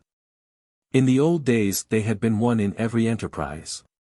They employed 2 servants now, and Judith, having trained the maidens into her way and introduced them both into the ranks of the chosen few, found time hang heavily upon her, the more so that her thoughts became darkened with personal melancholy. She never complained. She censured Barlow, when sometimes he grumbled that there was so little to do, but she secretly sympathized with him, and long before he had arrived at the conclusion that an error confronted them, she was of the same opinion. In his case, frank weariness of the present monotony began to whisper the need for change, but her consciousness, that they were making a mistake, was wakened by more than weariness. He wanted something to think about and something more to do, and there was work under his own eyes that called him rather loudly. She also wanted something to do, something to deaden thought and distract it into other channels than those that now bred an increasing gloom within. For some time neither would confide in the other, or confess that their present days lacked justification, but Judith had perceived the unrest and discontent in her husband long before he began to suspect her. And she waited, therefore, until his emotions broke out in words. They had passed through nearly a year of the new existence and tested its every phase, when Barlow's wife heard much that she expected to hear, together with much that surprised her. It was a winter afternoon, and she had been reading the book of Exodus until a passage familiar enough gave her pleasant pause. The fact that one had said the Sabbath was made for man and not man for the Sabbath, had always given her quiet regret. But where authorities differed, her bent of mind inclined Judith to the Old Testament rather than the New. It chimed better with her own genius and uncompromising principles. The earlier dispensation never failed to find her in harmony. And when she read again the commandment and its drastic and detailed direction, she felt it was enough. Consideration of the texts led to gloom, however. If the Lord found one day in 7 sufficient for his rest, how came it about that she and her husband, while still in possession of energy and health, were resting 7 days a week? Upon this question returned Barlow from the post office and, unaware of the matter in her mind, displayed some irritation. Not until he lighted the gas did she observe that his face was puckered and his eyes perturbed. "Things are coming to a climax," he said, "and after tea I should like to have a tell, Judy. I'm not at all content with a good deal that's happening." Mrs. Huxham rang for tea to be brought. Her dark eyes brightened. "We'll have it and get it out of the way," she said. "And one thing I never shall like here in the planning. The parlor is a desert island for all you know what's doing in the kitchen." They ate their meal, which was of a solid character and the last serious food for the day, since they had given up taking supper and found themselves better without it. Then the tea things were cleared, and hardly had the door shut when Mr. Huxham began. "It's just 53 years ago, Judith, since I, as a lad, took the first telegram that ever came to Brent out to Beggar's Bush to the master of the Otter Hounds. I was 11 years old at the time." "And 64 now," she said. "Yes, we're both 64, and mark this, young for 64. Thanks to our manner of life, I wouldn't say that either of us need count more than 60 in the things that matter. So far as this world's concerned, you're right," she admitted. "Very well then.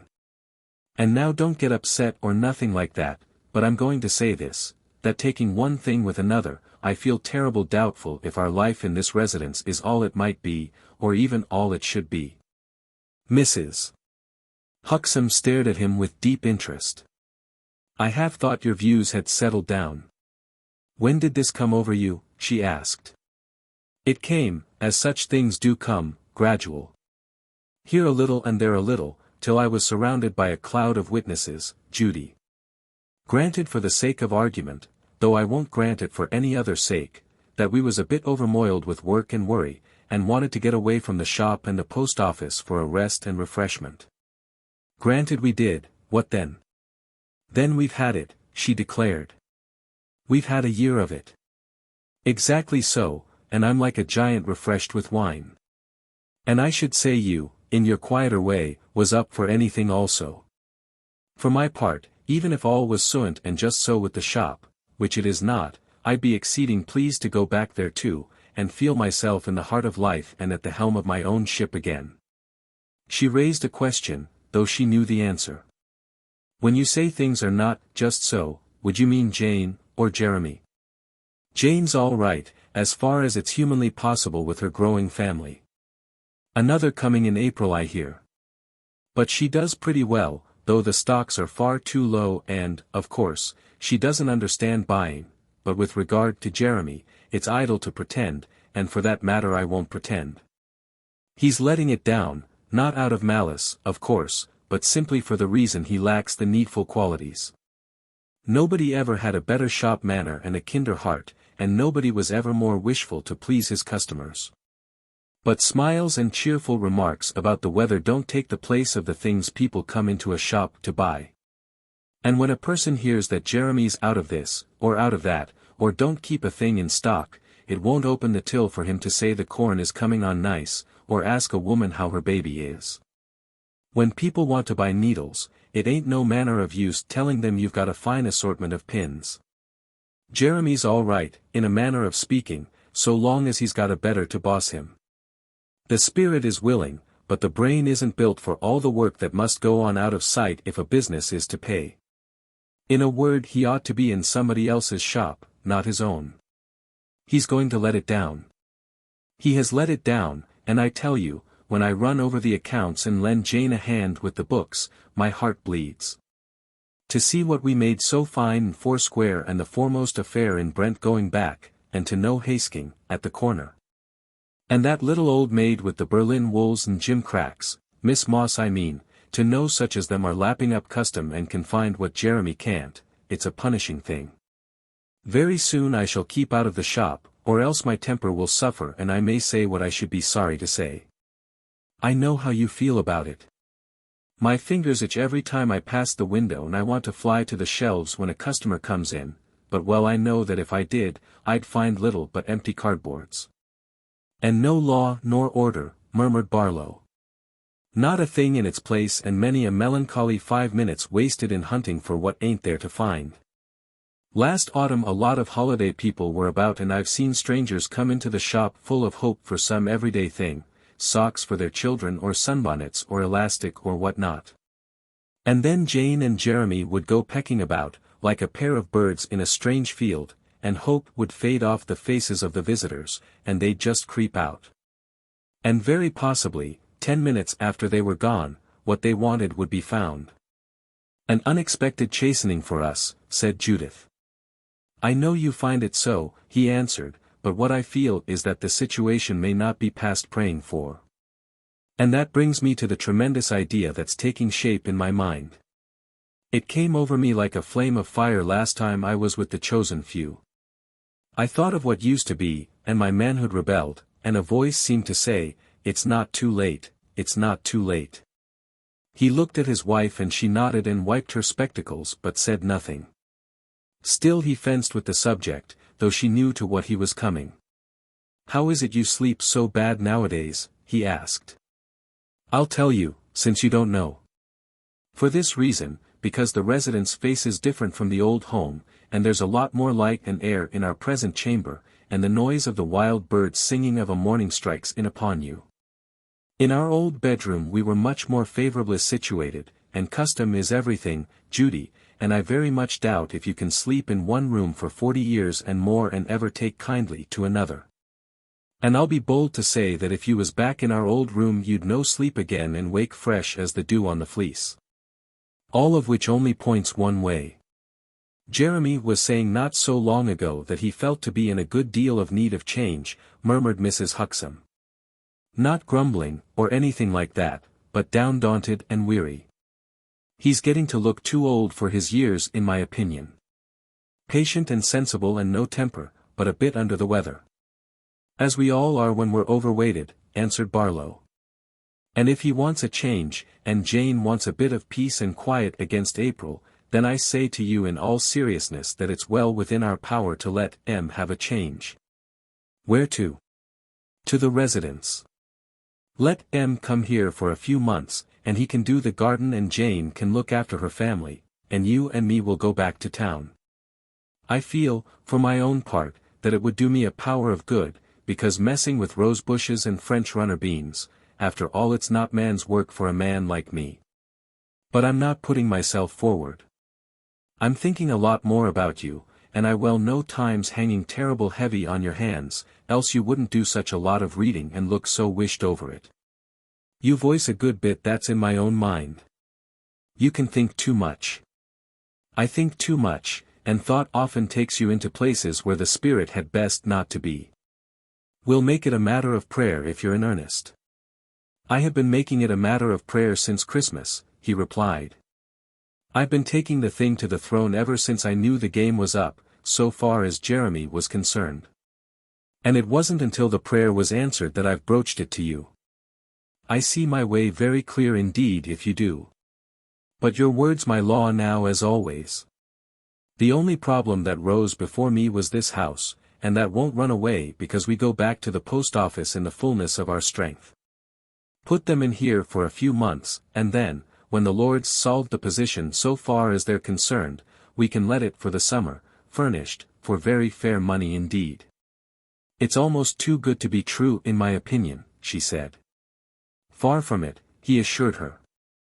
It can come true in rather less than no time if you think it ought. I'll set it before my Maker, Barlow. I'm sure you will, he answered with confidence, and if you and him don't see eye to eye, it will be the first time. He was much elated, for he felt that all must now happen as he desired. And then further fortune fell out to assist the project, for his son came over after closing time, and arrived at a moment perfectly chosen by chance to affirm the situation for Mr. Huxham. The ineffectual Jeremy trailed his attractive person before his parents, announced that he had come to see his mother and declared that he was very tired. Whereupon Barlow judged it politic to leave them for a time, feeling in no doubt as to the nature of his son's mood. Jeremy began with his usual tact and sympathy. Father tells me you don't seem quite yourself, and I was a good deal put about to hear it, he said. She nodded. Who is quite themselves as you call it, she asked. While we're in the flesh, we can't be quite ourselves, Jeremy. Ourselves belong somewhere else far beyond this veil. I know it better and better, as I grow older, Mother. I'm in sight of 40 now, remember, and if I haven't found out this life is a veil and no more, it's a pity. Why don't you go down to Uncle Lawrence for a bit and get some sea air? She shook her head.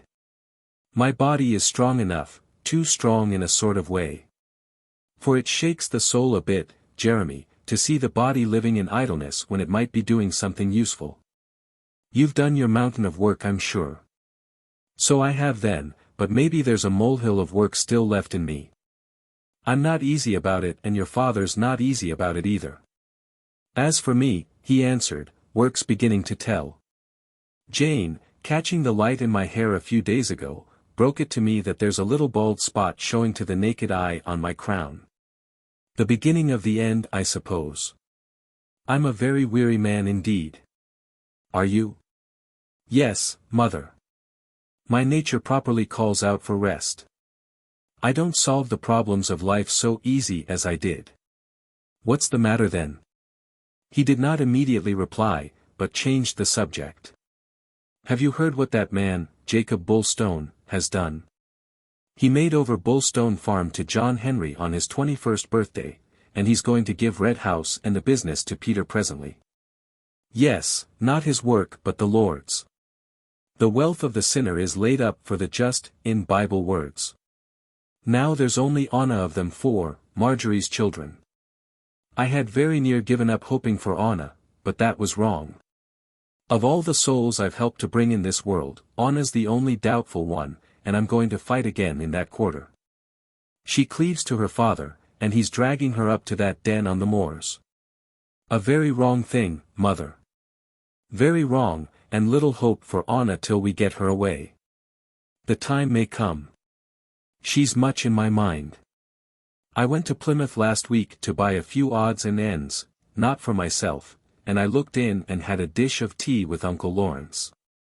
He's getting a lot older, I find, and a lot less pert than he was. Marjorie's death hit him very hard. No, it didn't. He's too steadfast to be hit by the death of a saved soul. He's up home 70, and his heart is weak, because he lived a very hard life in early manhood following the sea. 70's nothing for a Palais-Blanc. I wonder what he's done with his money, now that poor Marjorie's gone home. I couldn't tell you. By rights, me being nearest, I ought to have it. He may see it like that. I took occasion to tell him that all Marjorie's children was well provided for, not so mine. I don't like this, said Mrs. Huxham. To be doubtful about your children's welfare is next thing to being godless, Jeremy. You're talking in a very loose sort of way, and to speak, or think, of your uncle's money is indecent. Then I'm sorry I so far forgot myself as to do so, he answered at once. It wasn't for myself, and I'm well able and very willing to look after my own. But there's a cloud. I don't mean Teddy, who will never have the full use of his legs and be a care all his life.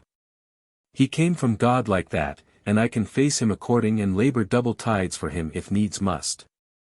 But I mean a passing thing, though very serious I'm afraid. What is it then? Again he evaded the great matter and dallied. I'll tell you, of course, Mother. I'm not a man to run away from trouble. It came over me, strangely enough, in the churchyard, where I went on Sunday afternoon with my sons past Marjorie's grave. And I properly hate that stone Bullstone has stuck there. It oughtn't to be allowed. And he's set wild plants upon it, just more weeds. Father's greatly vexed, as well he may be. What does it matter? It's a weakness of the weak to garden on graves and fidget over the dust of the dead. Let it go. Very different to my brother's grave, so dignified and all that. The face wants a wash, it's gone green, and next Saturday I'll go up and rub it. Mrs. Huxham had set words from the wisdom of Solomon on the tomb of her dead son, and Jeremy brought them to her mind. She looked back through the years, saw again the sturdy boy, who had died doing his duty, and quoted. He being made perfect, in a short time fulfilled a long time, for his soul pleased the Lord. Therefore hasted he to take him away from among the wicked. She kept silence a few minutes, then returned to Jeremy's affairs. And what is it that came to you in the churchyard? A very sad shock, he answered. I did most firmly believe and think, when I followed you and father at the post office, that I'd come to harbor after all my storms, and was taking up the work the Lord had all along meant me to do. I brought all my strength and a properly prayerful spirit to the great task, and I will say of Jane that she's done her very best from the first and put all she knows into the business. We've been faithful, Mother. But the bitter English of it is that faith ain't enough, and work ain't enough, and sleepless thought and care ain't enough, not in a linen draper's. There's something above all that, and you and father had it, and I and Jane have not. I've fought against the truth and I've not spared myself, but there it is, just the final touch that makes the difference between success and failure. In a word, I've still to find the vital thing I'm made to do. And, as I went through the churchyard, I felt a sudden pang that I was still a wanderer. I wouldn't believe it at first, but Jane's known it for months and I'm very much afraid that father has. There's an inclination in father to be short and sharp with me, and it has given me many a heartache on the quiet. And now, such is the state of my nerves, that weak nature properly drives me out of the shop on many a day when I ought to be in it. The scent of haberdashery has got to be a curse and puts me off my food. It was the same with the smell of the greengrocer's. Exactly the same, admitted Jeremy, and I have come to the conclusion that there's only one shop smell I could ever be easy under, and that's a chemist's. Strong and varied though it is, it soothes. I've been into the chemist's a good deal lately, for sleeping medicine. I must sleep, else I shall be ill. And in the chemist's a calm comes over me. And if I was in a position to do it, I'd take up the subject from the beginning, and burn the midnight oil, and qualify to be a chemist with the sweat of my brow. For that's where the hand points, Mother. And the sad thing is that I was never allowed to see it years ago. Your father and me will turn it over, said Mrs. Huxham. She was neither annoyed nor indignant. All her values changed and her judgment proceeded on a modified code when Jeremy was the subject. This may be meant, she continued. There are changes in the air. I wouldn't say but what everything will work out pretty much as you might wish. I know what happens will be for the best, and if I must stop where I am, I shall bite on the bullet, answered Jeremy. Life is real, and never more so, it seems, than when you're in sight of 40. But the idea of being a dispensing chemist, it's like a ray of light through the encircling gloom, Mother. There's such dignity to it, a learned profession you might say, and such a power of well-doing. And if, in your deep judgment, that was really hidden all along in the far future for me, then I should devote all my spare time to study, and rise up early and late take rest, till I'd mastered its secrets and passed my examinations. And once launched into that, there's no doubt I should be a changed man. You'd better try some paraffin oil if your hair's falling out, said Mrs. Huxham. Chapter 9. Exodus. Jacob Bulstone suffered a mental relapse before the time of his departure and his friends were sore put to it. They restrained his violence with difficulty. He took no thought for himself, endured much physical hardship and wearied his body. The preliminary journeys to Huntingdon were endless and he tramped, or rode, backward and forward needlessly. Sometimes Anna accompanied him, but oftener he went up alone, on each occasion carrying small boxes, or parcels. Only 2 persons hoped and believed that Bulstone was right in following his impulse. Billy Marydrew held to this opinion and Jacob's younger daughter agreed with him. Anna faced the ordeal of the coming isolation without fear. In his darkest moments her father did not frighten her and she had by long and close application learned how best to calm his spirit and minister to unspoken needs. William called at Shipley Farm 3 days before his friend left Red House, that he might see Adam Winter. For Winter was helping with Bulstone's move. He had lent a cart and would drive it, by a circuitous route that a cart might make from the valley to the heights. He's growing childish in my opinion, said the farmer. His rages are much like a boy's. And yet out of them will flash deeper sense than ever he spoke when he was a happy man. I've known the zanies to say very true things. I've heard my own brother do it. Those beyond comfort themselves can often speak a comfortable word for other people. A luckless wretch, commented Amelia. I wouldn't say, but he'll do something red before he's finished. He rolls his eyes, a cruel, bad sign, and George Middleweek says there are days when only Anna dare go near him. He's wading through deep waters, admitted Winter, and we people not called to endure such torment must be patient and prayerful for him. He cussed God yesterday, said Amelia, and George Middleweek heard him do so. Think nothing of it, urged Mr. Merrydrew. King David and many another noticeable man have done the same and yet been saved alive.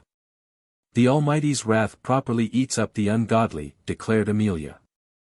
And a very solemn and teaching sight it is for us. His patience be greater than his wrath, else not a man or woman could escape, answered William. He knows the end from the beginning, and stuff meant for the undying fires won't go nowhere else, patience or no patience, asserted Amelia stoutly, while Mr. Merrydrew laughed. Why, my dear, you'll be so bad as the old witch doctor herself. What the mischief do you know about the everlasting's bonfires? Or what goes into 'em, or what don't? No doubt, 'tis such fierce opinions be making Adam here escape to the Church of England. He'll come back, she replied, looking at her nephew. He'll soon have enough of that. Wisdom needn't be at odds with charity, said Adam. The Son of Man came to seek and to save that which was lost. Exactly so, not to burn it, declared Billy. Think how we look upon some poor, distracted animal, Amelia, a cow that's dropped a dead calf, or a robbed bird. Almighty God have put his finger into Jacob's brain for the minute, but it don't follow he won't take it out again. I say the Moors will tame him and bring him peace. And mind, Adam, to be very careful carrying his cuckoo clock up over. The clock belonged to his wife and Anna tells me that the sound have a very kindly effect upon him. He made a separate journey with the clock himself, answered Winter. I rode there Sunday, to try and trace out the cart track. By good chance it's fairly dry going for the time of year. Huntingdon was a proper old rogue's roost when Veal, the warrener, left, but Bulstone have put in a lot of work and got it all whitewashed and water-sweet. He's going to live a labourer's life, everything plain and simple. May he soon go out of it and his poor child get back among civilized people, hoped Amelia. You can't wish anything kinder for that man than death. Don't you forget the big, seedy cake for Anna, however, prompted Adam. I make my first journey for him mostly with stores. He's laying in a lot of tin stuff, in case they should be snowed up. And I believe he'd like for that to happen. The great day came at last and the weather proved unpropitious. A heavy fog descended upon the moors and middle week. Peter and Adam Winter all advised Jacob to postpone departure. But he would not. Everything was ready and he determined to go. I could make the way blindfolded, he said, and I'll walk in front, and you can come with the carts behind. They set forth accordingly and Jacob, who took leave of his home without emotion, led the way. One old dog accompanied him and Anna had begged for more dogs later on. The procession was soon gulfed in the mist, and long before the party reached Huntingdon, every member of it had become wet through. But Bulstone exhibited an amazing good temper. None present had seen him so cheerful for many days. He made no mistake about the way and when at last the white face of the cottage stared suddenly out of the fog and the naked limbs of the sycamore tree loomed above it, Winter was amazed. How you done it I can't say, he assured Jacob. No, the more as I do, I was lost utterly before we'd gone half a mile. They lighted a fire and dried themselves, while Peter boiled tea and Anna, at her father's direction, went to her own chamber to change her clothes. Bulstone's first act was to wind up his cuckoo clock. Then they made a meal and ate heartily while the weather grew worse. The fog banks rolled off to the lower ground and heavy rain began to fall. They worked with a will, that Peter, George and Winter might return before night fell. Such furniture as Bulstone had selected for his new home was dragged into the house, where Anna dried it. They made no attempt to order things, but just fetched in the contents of the carts and stacked all in the passage and little chambers. From above came hammering, for Middleweek insisted on putting up the 2 bedsteads they had brought. They toiled mightily while the rain beat down and the foul day sank to its close. At 4 o'clock all was done and the cart started to get homeward in the last of the light. The partings were brief. Indeed, Jacob did not say goodbye at Huntingdon, for he insisted on returning with them to a certain spot. Once there, a track might be picked up that would bring them to their road. He cared not for the weather, preserved his contented demeanor and expressed very hearty gratitude to Adam, to Middleweek and to his son for their good offices. He was excited and thanked them all again and again. "I'll make it up to you," he said. "It's done me a power of good to see what man will do for his fellowman at a pinch. Don't think I'll forget such fine service. My turn will come to repay." As they parted he indicated his intentions. It was clear that he proposed no temporary absence from his neighbors. "Come the spring we shall meet again, no doubt," he said. "I don't want anybody up over for a couple of months or more. And if there are letters for me, show them to George, Peter, and answer them between you as you think fit. I'll open no more myself." "Us'll get news of you afore that I hope," answered Winter. "You mustn't cut yourself off from your fellow creatures altogether, Jacob." "Why should I be up here then, Adam? What have I done this thing for? I've called on the hills to cover me, and they will do their part if I do mine. Goodbye, all. And if there's a God, may he deal gently with you, my son, and you my friends. Keep edging to the right till you make the big rock and the old quarry, then the way's plain. And mind you get out of them clothes the first minute you're back," shouted Adam. "Fear not, I'm outside the power of weather to hurt," he cried. "I've given weather its chance, but the hand of the elements is held from me." He was gone and the carts, each with a man at the horse's head, splashed onward. Peter walked beside Adam Winter. A rare flash of emotion had touched the lad, and the events of the day had broken him. "'Tis a pretty bloody thing to have a father like that and no mother," he said. "So it is then, but don't be sorry for yourself, be sorry for him, and hopeful for him. He's got a good sensible family, and it's up to you and John Henry to go ahead and make him proud of you. And very like it will be your work to get him back again in time to come. Avis thinks that perhaps, when he knows he's got a grandchild, he'll get a bit more nature into him. Very like he will. Billy always swears he'll weather it, and he's looked deeper into your father than we can." At Huntingdon, Anna was exceedingly glad when her father left her alone for a little while. She had been fighting her tears and would have conquered had he remained, at any rate until she had gone to bed and out of his sight. But when he left with the carts, she broke down and wept. She could not have told why, for she had long grown accustomed to her future and in some moods even welcomed it. But the dour day served to impress upon her youth a side of the time to come that made her weak for the moment. She quailed and abandoned herself to tears, yet not for long. Love dried her eyes, and hope that her father would presently win to peace soon made her brave again. She set about preparing a meal and first brought down a complete change of underclothes and socks and a pair of slippers for him. These she put by the fire, but noticed with some concern that the kitchen chimney smoked and flung puffs from the peat into the room. The wind increased and the night darkened in storm. She began to pull the furniture to its places and lifted an enlarged photograph of her mother on to the parlor mantelpiece.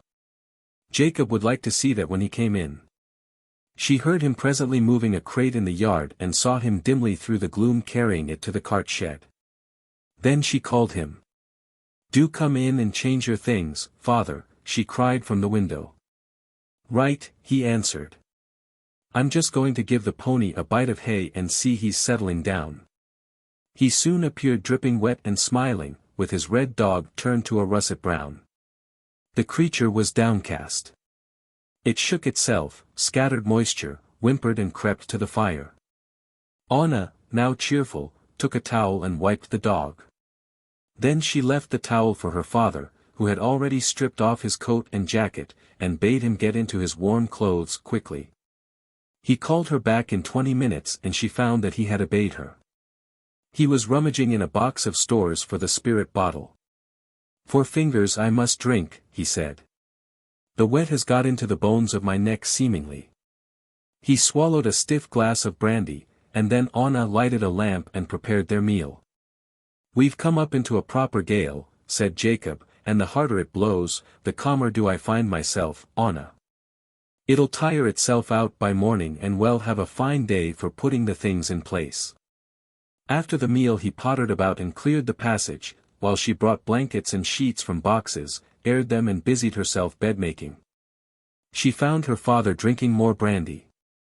He had been in the parlour and he had returned there presently, set a candle on the mantelpiece and stood looking at Marjorie's photograph. She left him there and turned to settling the crockery on the dresser. Then, an hour later, she returned, to find him still standing motionless in the parlour. The wind shouted and some tar-pitched slates on the roof were chattering as though the house shivered. Jacob at her call woke from his reverie and came to the fire. He had grown very silent. She pulled up his big armchair, and he sat down in it and spread his hands to the red peat. "Like a death rattle up over," he said. "We must put those slates right, Marjorie." He called her by her mother's name sometimes. "The house is fine and waterproof," she declared. "There's not a drop got in anywhere." When the cuckoo cried 9, she made supper with cold meat and bread and jam and more tea. But Jacob did not want to eat. "We'll turn in," he said. "We've had a hard day. I hope they got back all right. Do you feel pretty pert?" "Never better, father. I've hot a brick for your bed, because you're a thought shivery by the look of it." "Not," he said. "Only weariness. Your leg don't hurt you?" "Only terrible tired." "Can I do anything more for you tonight?" "No, you get to bed and I'll soon go too." The old red terrier slept with Jacob, and his basket was pulled out from a pile of odds and ends and taken up to the bedroom. He crept up after his master, a melancholy dog, strange to his surroundings. "Poor Jacko will soon settle down," said Anna. "Don't forget to put him a drop of water in the soap dish, father." Jacob kissed Anna and went up the little stone stairs to his chamber. He was very stiff. "Look in upon me the last thing," he said, "and bring me up another drop of drink. Make it hot, there's a dear." He was suffering from slight rigors when she brought him the liquor, but Anna did not observe them. Chapter 10. Fever. Anna went early next morning to see her father, and found him sick. "I'm very bad," he said, "with chills and heats all night, and stiff in knees and ankles and wrists.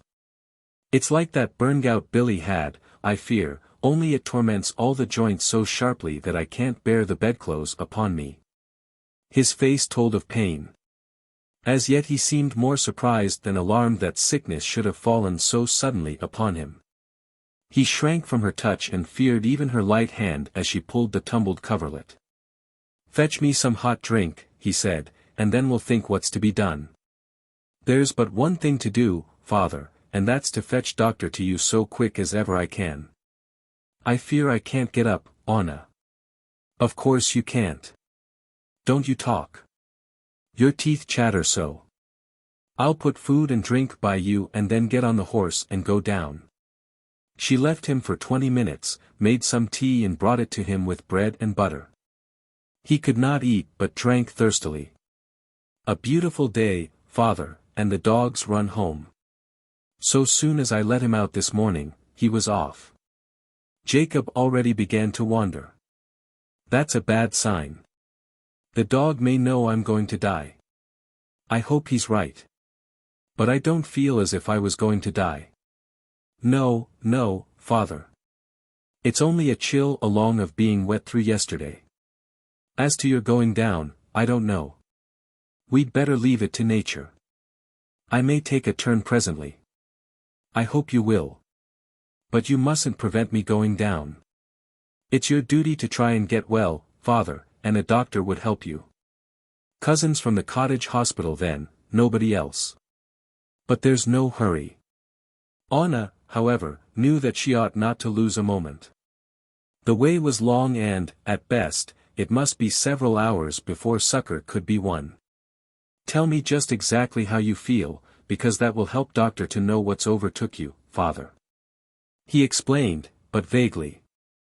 She felt that he was in a great fever, and saw that his pain increased. Presently, to her dismay, he refused to let her go. It's come over me that I'm finished, he said. I believe and hope this may be the beginning of death, Anna. And if that's so, there's no need for you to leave me. I'd little like any other woman to close my eyes. But you must be patient. I'm going to be called to suffer a lot, I expect. For an hour she begged and he denied. Then, to her great joy, she saw a horseman creeping up over the moor in the morning sunshine. She was sitting beside Jacob with her eyes on the window, when the tiny figure appeared, afar off. Father, she said, there's somebody coming up over. Bid them be gone, then, he answered. I only want you. She left him a moment and ran down. As yet Anna could not tell that the rider was on his way to Huntingdon, but she meant to summon him if possible. He headed for the Warren house, however, and, while yet he was half a mile distant, she recognized William Mary Drew, on his iron-grey pony, and knew that he was coming to Jacob. Immense joy fired Anna at this sight. From an emotion of terrible dread and an inclination to believe that her father would die, she now leapt to hope. No doubt Billy would support her and insist on the doctor being fetched, while he kept the sick man company. She ran to Jacob with the news. Be sure it was ordained for him to come, and it means you are to be saved, dear father, she declared. At first he was sulky and wished William away. 'Tis not like him to poke and pry, he said. But when the old man appeared, proud of his feat in riding up to see them, Jacob welcomed him. Don't know which is the most wonderful, you, or your pony, said the sufferer. Don't touch me, William. I'm in a flame, now cold, now hot, running through my bones, and my heart's beating like a hammer. Something gone wrong and my tongue fills my mouth. I'm hopeful it's the end. But Anna wants the doctor. Why, surely. You've catched a fever, Jacob. Put out your tongue. You can always tell by that member if a body's took fever. Jacob's tongue was very yellow and Anna cried out at the color. Then William took the girl beyond earshot of her father.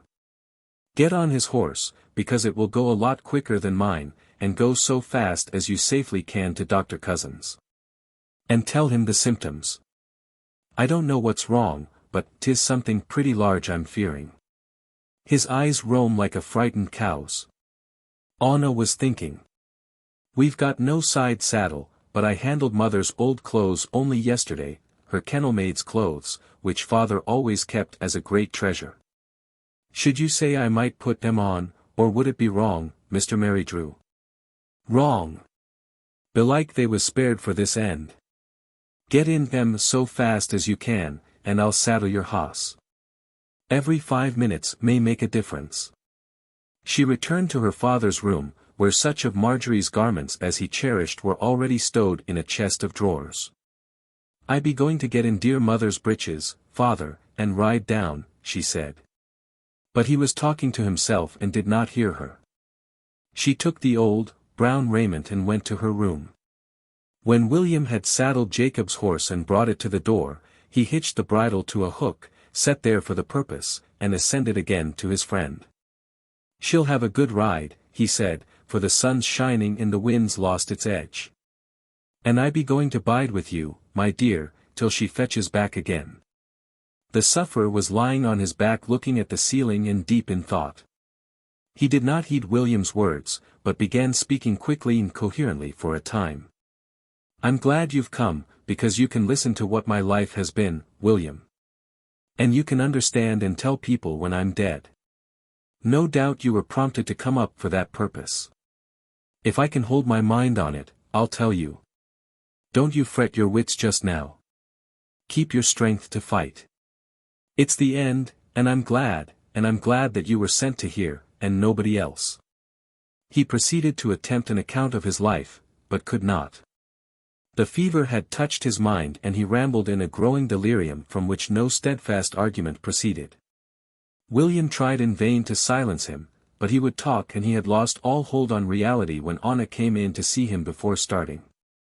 She was tempted not to do so, yet a fear that he might pass away before she returned proved too great for her and she came. "I'm off now, dear father. Be there anything more for me to remember?" Bulstone started up and his eyes shone at her. "Marjorie. There, I knew she couldn't be far off if I was ill. Don't you fret, it's nothing, just a pinch of poison caught somewhere. Put your cold hand on my head, that's right. Sit down, but don't touch my frame." He tried to put his arm round her and groaned. "'Tis like a red-hot knife turning in the elbow and wrist," he said. "Going for a run with the dogs?" "That's right. Mind the water." "Oh, my God, when I saw her in Winter's arms, I thought I'd drop, William. Where's my mother?"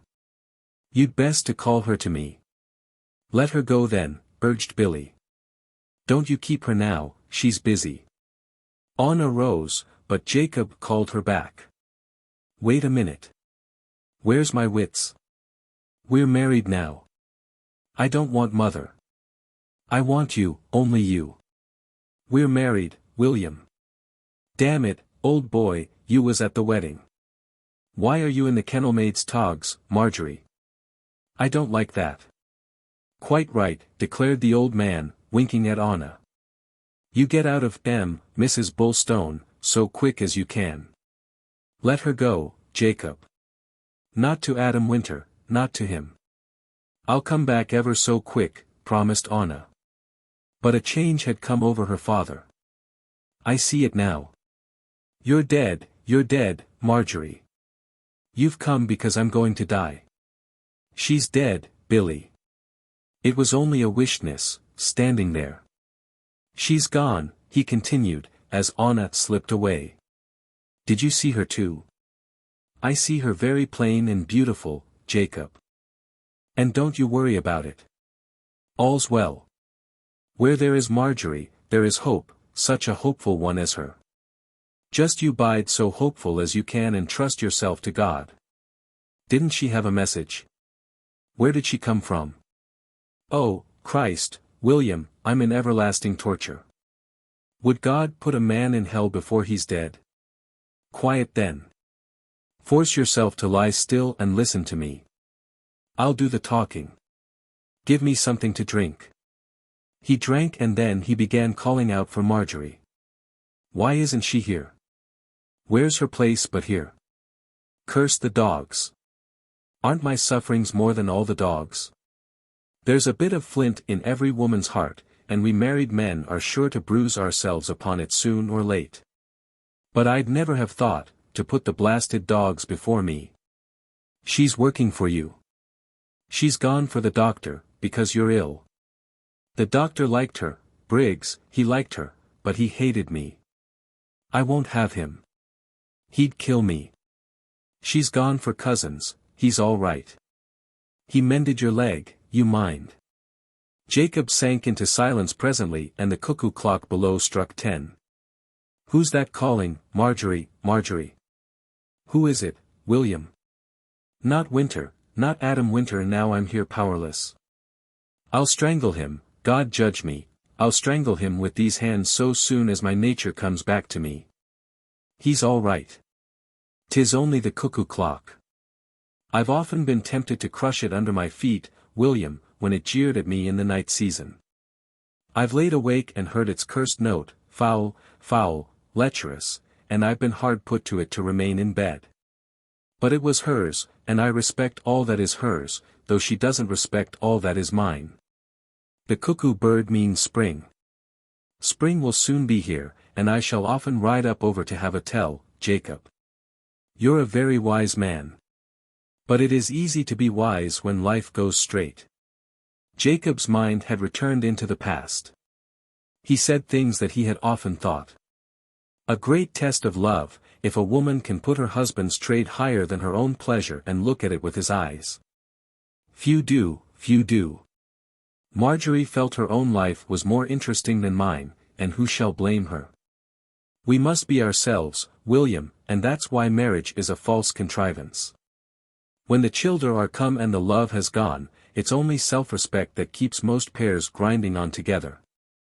For character's deeper than love and we must be ourselves.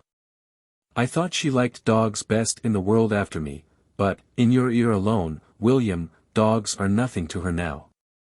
She wants to be herself, and she thinks I won't let her.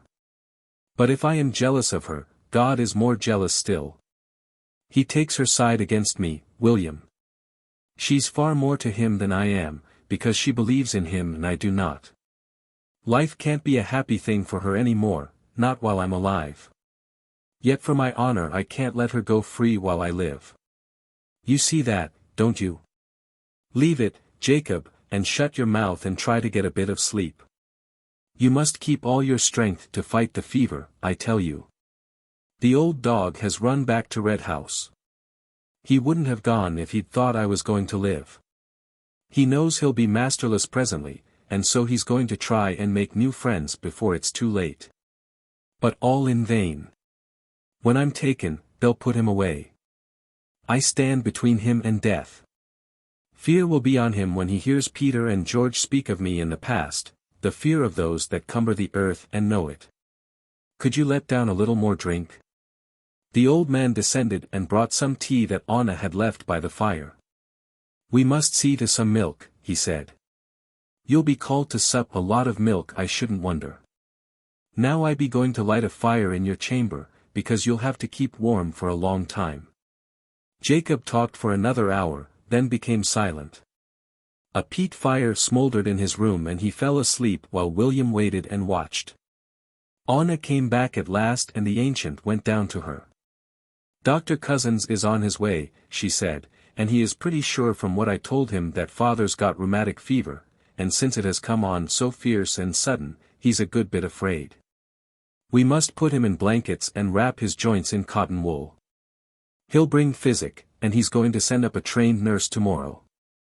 I've fetched the cotton wool and Peter will ride up so soon as he can with milk and eggs from Red House. Our cow was coming next week, but they'll drive it up sooner now. All to the good, declared William, and you get in your petticoats. Best he don't see you in your mother's clothes again, because it works into his fever. She obeyed. But when presently Jacob awoke and they got him into his blankets with great cost of pain, he still persisted in his illusion and regarded Anna as her mother. He was dwelling entirely in a time before his children had been born. They wrapped his joints in the warm cotton wool and he grew calmer, but he would not let Anna out of his sight and spoke to her as a dying man to his wife. Everything is yours, he said. Have no fear for the future. But my mother must be your first call. While she lives, Marjorie, put her first. So I will then, said the girl, don't you fear. I'll take all care of her. A good mother and far-seeing. I wish I'd been a better son, Marjorie. Break it to her gently that I'm going. It's bound to be a shock. But she's had worse. When the doctor came he spent an hour with Bullstone and gave him medicine that relieved him. It's going to be a short fight, he said to Anna presently. We shall know in a very few days if he will live or die. An attack may last weeks, but in your father's case the turning point will be pretty soon. His lungs are all right and, so far, his heart. In young people the heart often fails under the sudden strain, but at your father's age, this may not happen. You must be hopeful, but not very hopeful, Anna. You'll do just as I say tonight, and Nurse Woolcombe will be up early tomorrow. Keep his mind at rest all you know. He may be quick to respond to the remedies. I think he will be, and, if he is, his pain will pretty soon be less. But he is older than his age and trouble has reduced his vitality. Don't cross him in anything. But make him take his medicine and the liquid food. Do you think he'll be spared, Dr. Cousins? She asked. I won't answer that tonight. Tomorrow, perhaps, I shall be better able to. Keep up your pluck. You used to do him more good than anybody when he broke his leg, and so you will again. He won't know people for a bit, I expect, and he may say all sorts of wild things while he's off his head, but you mustn't mind. He thinks I'm mother. Let him. Humor him and watch him like a hawk tonight. Tomorrow, when nurse comes, you must turn in and have a long sleep. Mr. Merrydrew's going to stop till tomorrow. Don't let him smoke in your father's room though. Now I must be off, or I shall lose myself. He rode away just as Peter arrived on a pony with full baskets. The lad did not see his father, but learned all there was to know. He's going to die, I should think, he said. Not if Anna and me can keep him alive, promised William, and be it as 'twill, a few days must pass before doctor can settle. The fever took him like a tiger and he'll fall, or conquer, afore Sunday. Let John Henry in Avis know first thing tomorrow, begged Anna, and her brother promised to do so. Will you look at him? He's asleep for the minute. But Peter declined. Can't help him for me to look at him, he said. I'll get going. We'll send up some more milk and sago tomorrow and hurry about the cow. Be the stove all right? It is, she answered. It works very well, now the wind's changed, and the fire grate in his room draws very soon too. An hour later Jacob woke in delirium. He shouted loudly and they hastened to him. Fever had peopled the little chamber with monsters based on the real. Drive 'em out, where they belong. Drive 'em out, that flock of little women, with black wings and white faces and eyes as hard as stone. They're women, not birds, though they do fly and make the wind whistle, like a flock of starlings. A starling isn't much of a gentleman, but he'll get into heaven before they do, before the little women, because they're all on the pattern of Judith Huxham, the damned. You didn't know she was damned, did you? But I know it and hell knows it. Hush, Jacob, don't you talk foolishness, begged Billy, but the sick man knew him not. He turned to Anna. Can't you help me? Can't you do anything? If I move a finger it's like dipping it in molten fire. I'm burning alive, and my own wife won't put the flame out. God do so to you, Marjorie. William sighed. Us be going to have a parlous night with the poor man, he said. When do he take his physic again? 7:30, Mr. Merrydrew. Well, see if he'll lap a drop of milk. Thank God your dear father won't be violent except in words, Anna, because it hurts him a darn sight too much to move. We've got him there. Jacob shouted and they saw that he was drowned in sweat. They ministered to him and presently he grew calmer again. After he had drunk the medicine, William stopped with him and Anna went down to prepare a meal. In another hour Jacob had become unconscious again and the girl and old man ate hastily together below. Us must face a stormy night, my dear, said William, but 'twill pass, however long. Fetch up a good lot of peat, and keep the hot milk and the sago puddin' down here, and trust me, if your eyes close, to be on the watch. They won't close, promised Anna. I've stopped the cuckoo clock, explained William, because the noise vexed him. We'll be still as death tonight, for silence is physic in itself. He ate and drank and she bade him take a stiff glass of spirits and water. You've done wonders, and I'll never forget it, and no more will father when he's well again, declared Anna. You smoke your pipe now and have a rest down here, and I'll fetch up the easy, wicker chair, so you'll sit up there comfortable. But you mustn't smoke in his room, Mr. Merrydrew. She went out presently, to feed the ponies, while William lit his pipe, with an ear cocked lest the sufferer should wake. Dark and still, and a fox barking far ways off, said Anna when she returned. Jacob did not wake till nearly midnight and then they wrestled with him for an hour, but made him take his food and physic. He was in agony, yet his mind seemed a little clearer and he restrained himself. Then fever dreams swept over him. Under the light of the shaded lamp, hidden in a corner, he could see his daughter, and still he believed her Marjorie. But Marjorie come from beyond the grave. He thought his wife's spirit was beside him and the belief acted as an anodyne. "Say you've come for me. Say you've come for me. Say you are going to forgive me and fetch me home," he cried. And then Anna saw that he wept, so she bent over him and wiped away his tears. Her own fell, too, and when he had lapsed again into insensibility, she crept away and sobbed silently in a corner. This happened in the dead of the night, and William, despite his resolutions, was sound asleep beside the fire at the time. She was glad that he slept and had not seen her cry. She pulled herself together and took heart, mended the fire and sat alert between the two unconscious men while the long night drained away.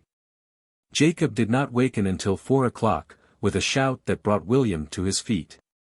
"Dang my old wig, if I haven't had 40 winks," he said. "Why for did you let me drop off, Anna?" Chapter 11. Jacob Lives.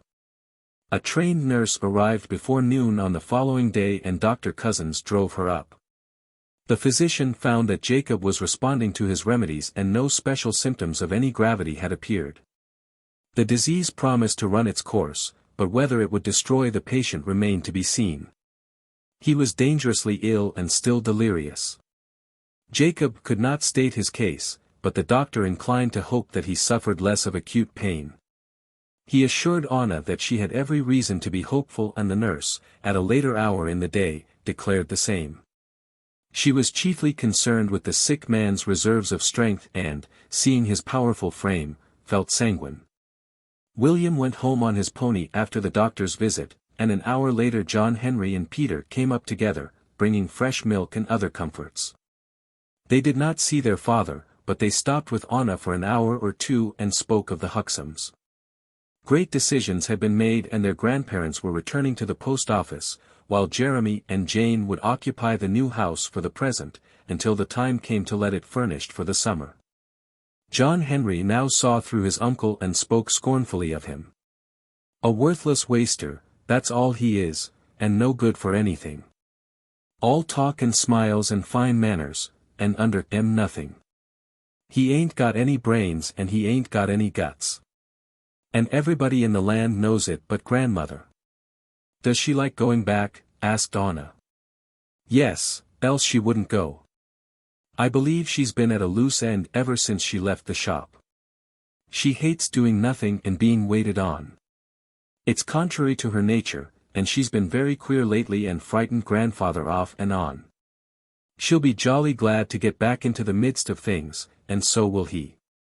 There's a lot of work in them both yet, and it's good for their money and for the rest of the family that they're going back. There wouldn't have been any business left if Uncle Jeremy had messed about there much longer." "To think we thought him such a wonder when we were little," said Peter. "When you get up to be a man yourself, you soon see what most men are worth," answered John Henry. "He'll never do anything, and, if his children are like him, they'll all go in the workhouse soon or late, and if they're workers, then he'll live on them come he grows old." Anna asked after her sister and heard that she was well. Then the brothers departed and Peter promised to return ere long. "In about 3 days Nurse Woolcombe says we shall know for certain if father's going to live," Anna told them, "but I know now. I'm positive sure he's going to live." "'Tis doubtful if it would be a good thing," declared John Henry. "I speak for himself, of course. I'm sure nobody wants him to die. It will be the turning point for father perhaps," thought Peter. "He might quiet down after a shaking like this." Jacob Bulstone suffered for many days, and it was a fortnight before Anna could find herself sleeping natural sleep and waking without dread. The sick man mended and fell back again. His strength wore down and a first relapse found him in the gravest danger, for his heart was weary. But he pulled up again with devoted nursing and skilled attention. To Anna, Nurse Woolcombe became as a goddess, and she sealed a friendship with the widow that lasted for life. They worked together and the younger was skillful and understanding.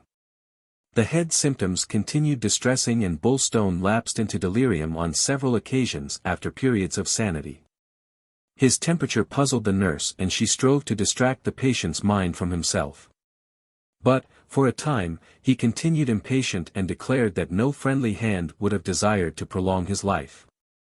Then he grew more reasonable, and when the crisis was past and his sons were permitted to see him, while secretly amazed at the sight of the pallid and shrunken ghost they called their father, both found him peaceful and in a frame of mind they hardly remembered. His face was white and a growth of beard also helped to disguise the countenance they knew, but his great, dark eyes no longer roamed restlessly over them. They were dimmed by much pain, yet they were gentle and steady. He spoke little and his voice had weakened to a whisper, but he listened and nodded affirmation. His chief concern was with Avis. "Is her child born?" he asked thrice, at intervals. "The child's due," said John Henry, "and she's very well, so Bob tells me." He looked up at the great lad solemnly. "John Henry and Peter," he said, "my 2 sons come up to see me." "That's good. And lots to show you when you're about again, father. You'll be surprised at Red House Rover's new puppies." The old dog ran home. "He thought I was going to die, but he didn't bargain for Doctor and Anna. They've saved me, I suppose." "The Lord of Hosts have saved you, father," declared John Henry, who had great faith in his God. "Believe it if you can," said Jacob. They spoke of the Huxhams, but found him not interested. "Is the child of Avis born?" he asked again. They left him and told Anna that they were well pleased and that he had been kind to them. "He won't die now, but I expect he'll be a bedlier for evermore." "You've got to face that, Anna," said John Henry. "So long as he lives till he's at peace, nothing else matters," she answered. "But he'll be better than a bedlier. Nurse says he'll walk in a month and get back his nature mighty quick, when he can eat strong food again." Jacob mended slowly and the weather held against him, for the spring was harsh and chill. The light increased with the cold and early March found snow on the moors and a harsh spell of wind from the northeast. The doctor begged Jacob to return to Red House, that his cure might be hastened, but this he declined to do. He was calm and patient now, though very weak. He liked to be alone and he expressed a great desire to see William Marydrew. Then came good news and Anna had the joy of telling him. "Avis has got a girl baby, father, and 'tis a beautiful, perfect little child with Bob's eyes. And Avis is doing well and the baby's going to be called Marjorie. And Marjorie Elvin's a pretty name Nurse Woolcombe says, and so it is." The news did Bulstone good service and occupied his mind. "The name of Marjorie will be upon my tongue again," he said, "and I must school myself to speak it and hear it, Anna. I shall be very glad to see the little creature. You're worthy to be your mother's daughter, and that's the highest praise you'll ever get from human lips. And may the child of Avis be worthy to be her granddaughter." Anna felt very happy. "It never rains but it pours, father," she said. "I've had a letter today, a letter from great-uncle Lawrence Pilleblanc. His writing's gone very spindly and up and down, because he's so old, but when you're equal to it he wants you to travel to Plymouth for the sea air. And if you won't go, then he wants for me to go, when you can spare me for a week or 2. Wishful for me to go." She began to speak, but stopped, since her words would have to deal with the incidents of her mother's death. "I dearly hope you'll do it when you can." "No, no, but thank the man. You shall go to him. I won't be so selfish about you as I have been. I've kept your light under a bushel too long, because you were all I had left. Others must share you, I reckon. You're pale as a David rose through so much nursing. You shall go presently and make a good holiday with the old chap." He asked constantly for William, and hoped that each fine day might bring him. "I've got a wonderful thing to tell him, that only such a man would understand," he explained to Nurse Woolcombe. They concealed the fact that Mr. Marydrew had been ill with bronchitis. Then Anna went to see him and was able to tell her father that Billy had returned to health, after a chill. "He's all right and is coming up the first soft day in May," she promised.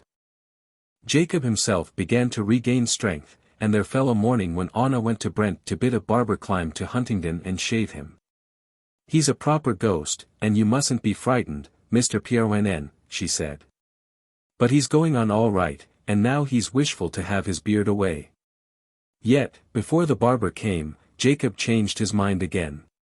"I'll wear it for a sign," he said. "I'll let it be." At last William arrived and Jacob greeted him with affection. The old man and Anna sat one on each side of his chair and Anna held her father's hand. "I'm going downstairs again next week," explained Jacob. He was sitting by the fire. William expressed great pleasure at his appearance. "A far different creature from what I left," he said. "Then you was a burning, fiery furnace, my dear. But now you be glad for a bit of fire outside yourself. Can you catch heat from it? And you've been bad, too, I'm vexed to learn." "Only the tubes," explained William. "My tubes was filled up so as I had to fight for air a bit, but us old oaks takes a lot of throwing. I'm good for another summer anyway. Spring's a foot down the vale. I've had great thoughts in the shadow of death, William. I've come through, as you see, and shall live a bit longer. At death's door I knocked and they wouldn't let me enter in. You can't get so close, though, without learning many things. Yet I wouldn't be without what I know. It points to peace, a withered sort of peace, where no hope is. You can't live without hope, my dear man. It's so needful as the air you breathe. Yes, you can live without it, you can do your duty without it. I heard a laugh yesterday night, 'twas myself.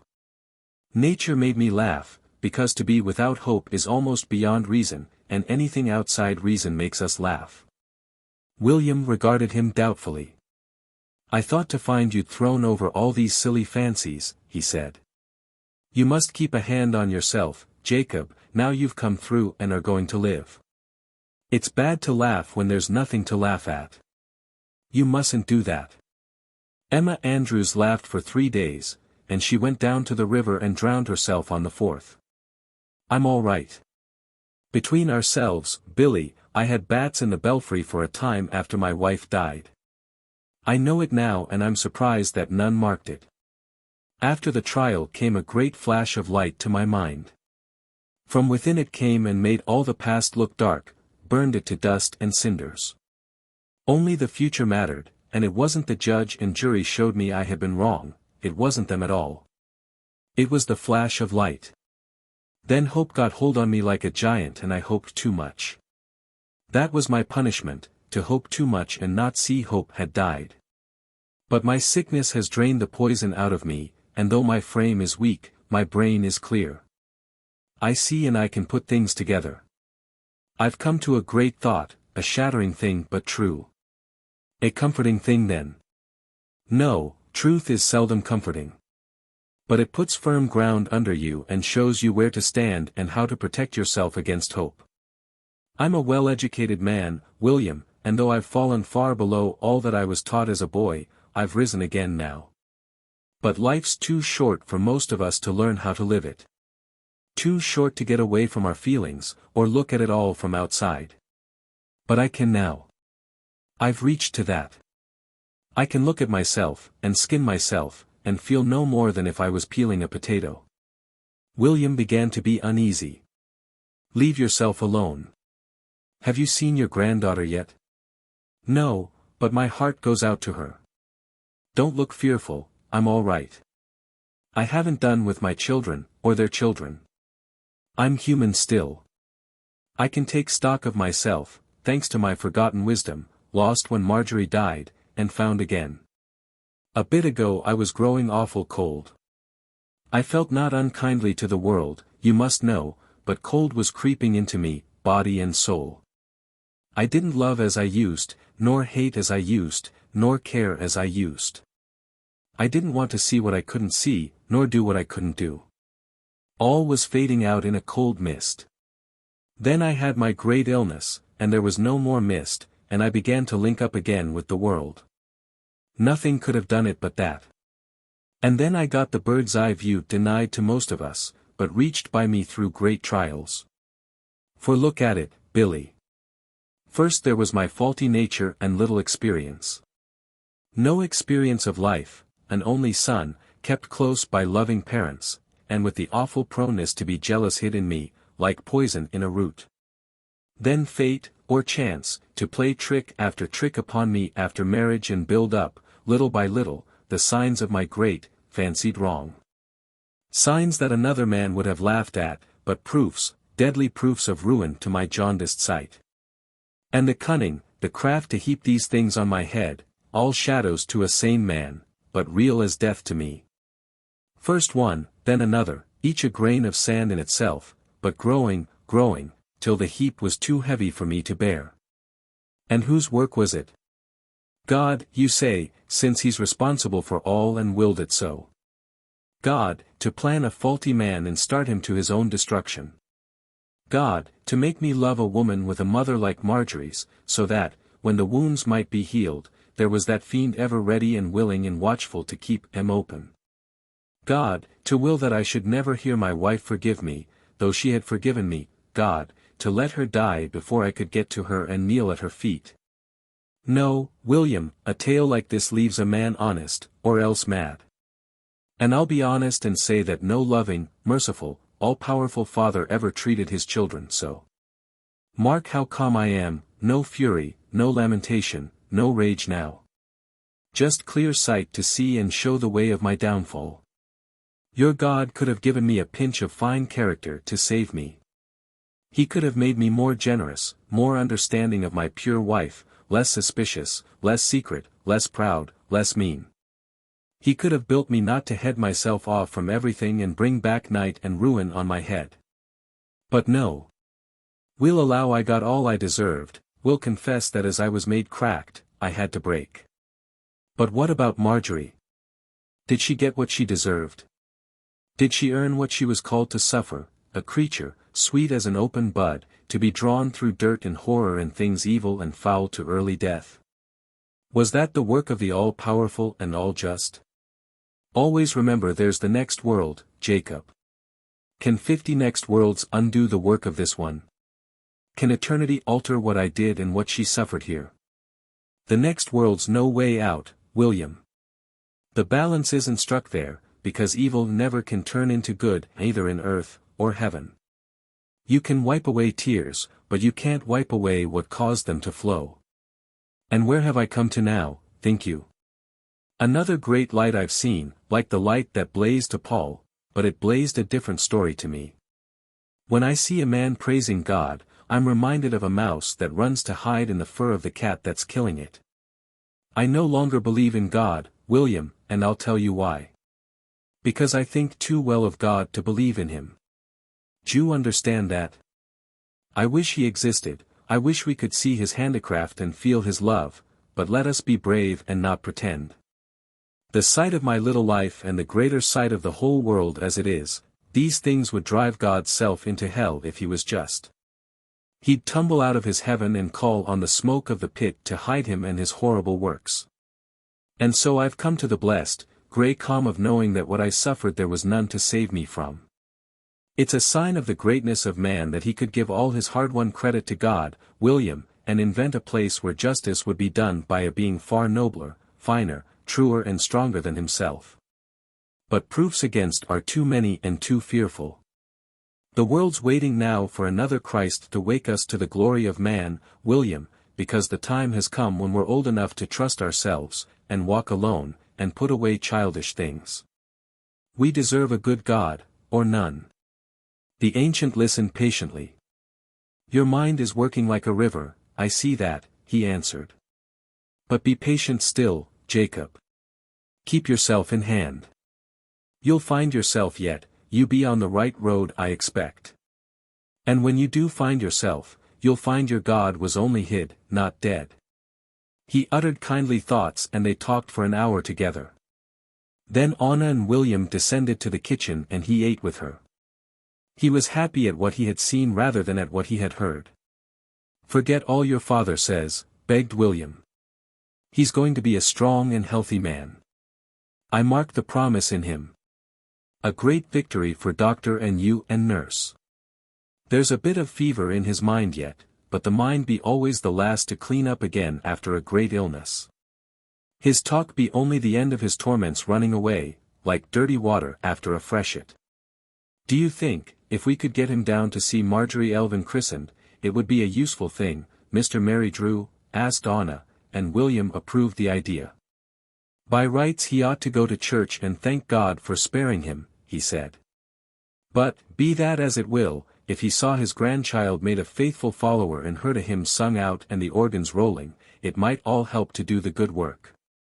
I'll try to bring it about, though it may be a very difficult thing to manage, she said.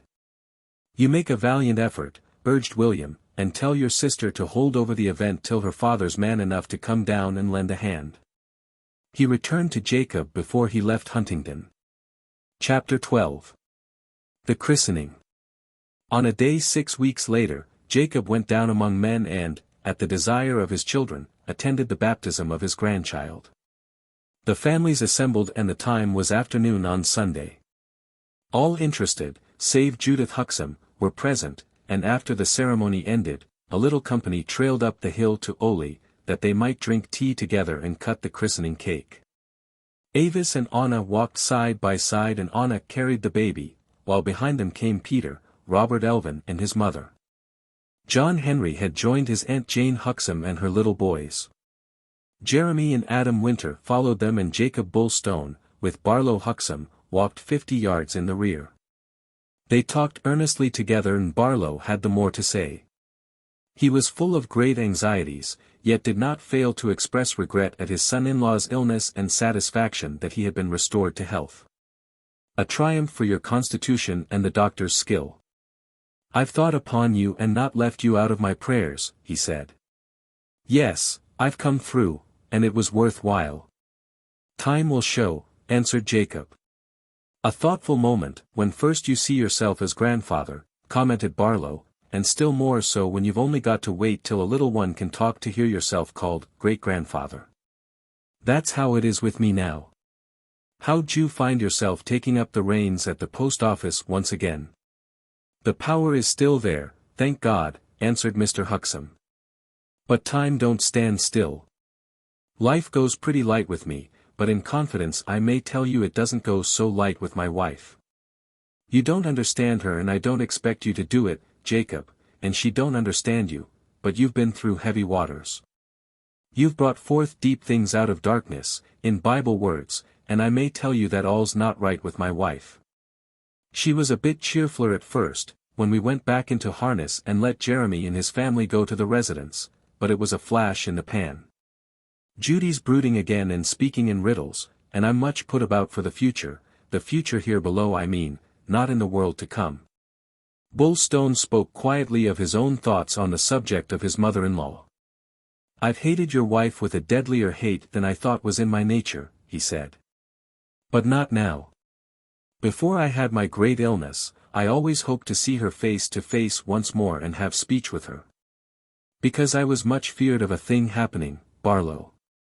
I'd meant to see her alone and warn her, by all that she held sacred, to play fair if she got to Marjorie before I did. Such was my blinded sight, then, that I thought it might lie in her power, if she went on before, to poison my wife's mind in heaven, as she did on earth, so that if I came I'd still get no forgiveness. But that was all mist and dream and foolishness, of course. If there was a heaven, there would be no bearing false witness in it. But there's no heaven and no meetings and no Marjorie. It's all one now. Things must be as they are, and things had to be as they were, because I'm what I am, and Judith Huxham is what she is. A very wrongful view, replied Huxham. But, for the minute, your feelings are beside the question, Jacob, and I'm not faced in my home with any fog like that, but hard facts. And very painful and tragical they may prove for me and all my family. You'll understand that she never could forgive the fearful day we journeyed to Plymouth, you and me, and she held that I'd gone a long way to put my soul in peril by taking you there to see your dying wife. That's as it may be, and I've never been sorry for what I did myself, and I don't feel that it put a barrier between me and my Maker. But now the case is altered and I'm faced with a much more serious matter. Judy don't worry about me no more and she don't worry about any of us, but, strange to relate, she worries about herself. I've heard a whisper of it. You might say it was the Christian humility proper to a saint of God. But this mighty gloom in her brain gets worse. Once, between ourselves, it rose to terror, at 3:30 of a morning in last March. She jumped up from her bed and cried out that Satan was waiting for her in the street. That's bad, and I spoke to Dr. Briggs behind her back next day. Her religion was always full of horrors, and the birds are coming back to roost. That's a very wrong view and I won't grant it, answered Barlow. Who can look into the heart of another? Who can know the driving power behind us? It's not her heart, it's her poor head. Briggs is watching over her and he don't like it any more than I do. There's a well-known condition of the human mind called religious melancholy, Jacob, and it's a very dangerous thing. And it's got to be stopped, or else a worse state may overget her. She looks back and mourns maybe. Perhaps it's only her frozen humanity thawing with the years. She don't look back. Never was a woman less prone to look back.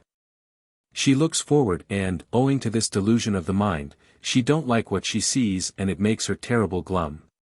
Her eyes are full of thunder, and her voice is seldom heard now. We reap what we sow. Not always.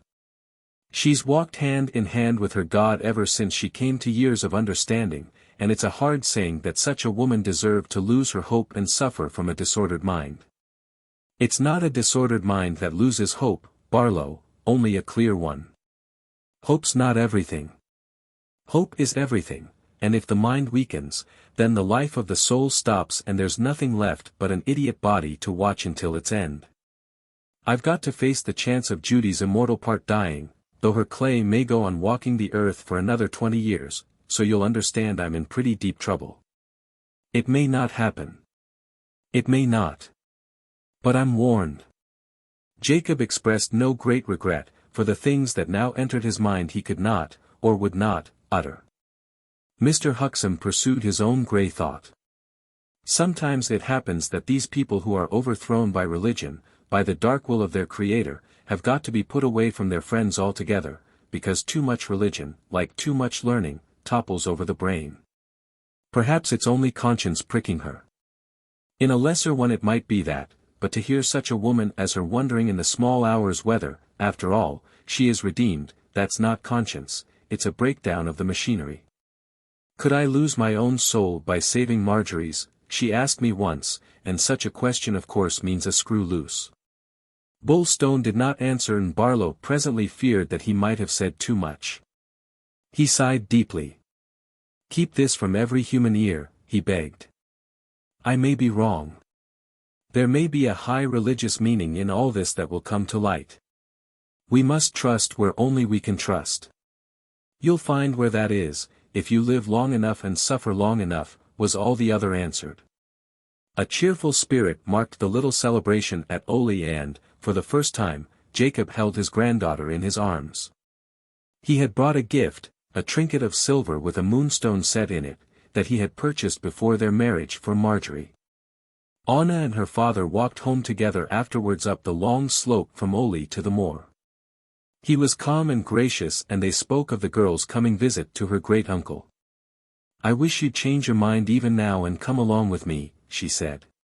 You'd do Uncle Lawrence good very like. No, I shouldn't do him good, and a town's too great a thought for me yet a while. Not but what I want to do a bit of good, to return a little of all that's been done for me. But opportunity doesn't lack. I'll get in touch with my fellow creatures slow and gradual, one by one. They frighten me too much altogether.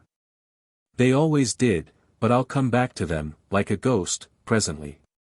You're not a ghost any more. Look how fine you stood among the people today, and how pleased they were to see you, said Anna. Jeremy's going to drive up and fetch you Monday week. He's a gentleman at large for the minute. Idleness always finds that man at his best. But he'll be a chemist next, and he's reading about it already.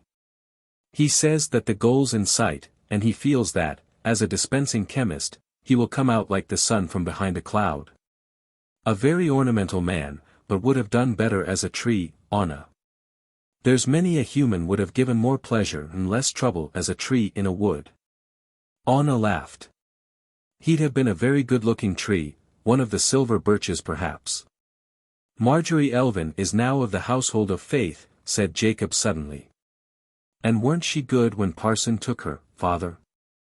I shouldn't wonder, if all goes well, whether I don't go down and see her again when you're away. I do hope you will then, and write me a letter to say how you are. I shall be full of thinking about you. I have thoughts about you. I am going to make you happy. Be happy yourself and I shall be. No, that can't happen, but I'll make you happy another way than that.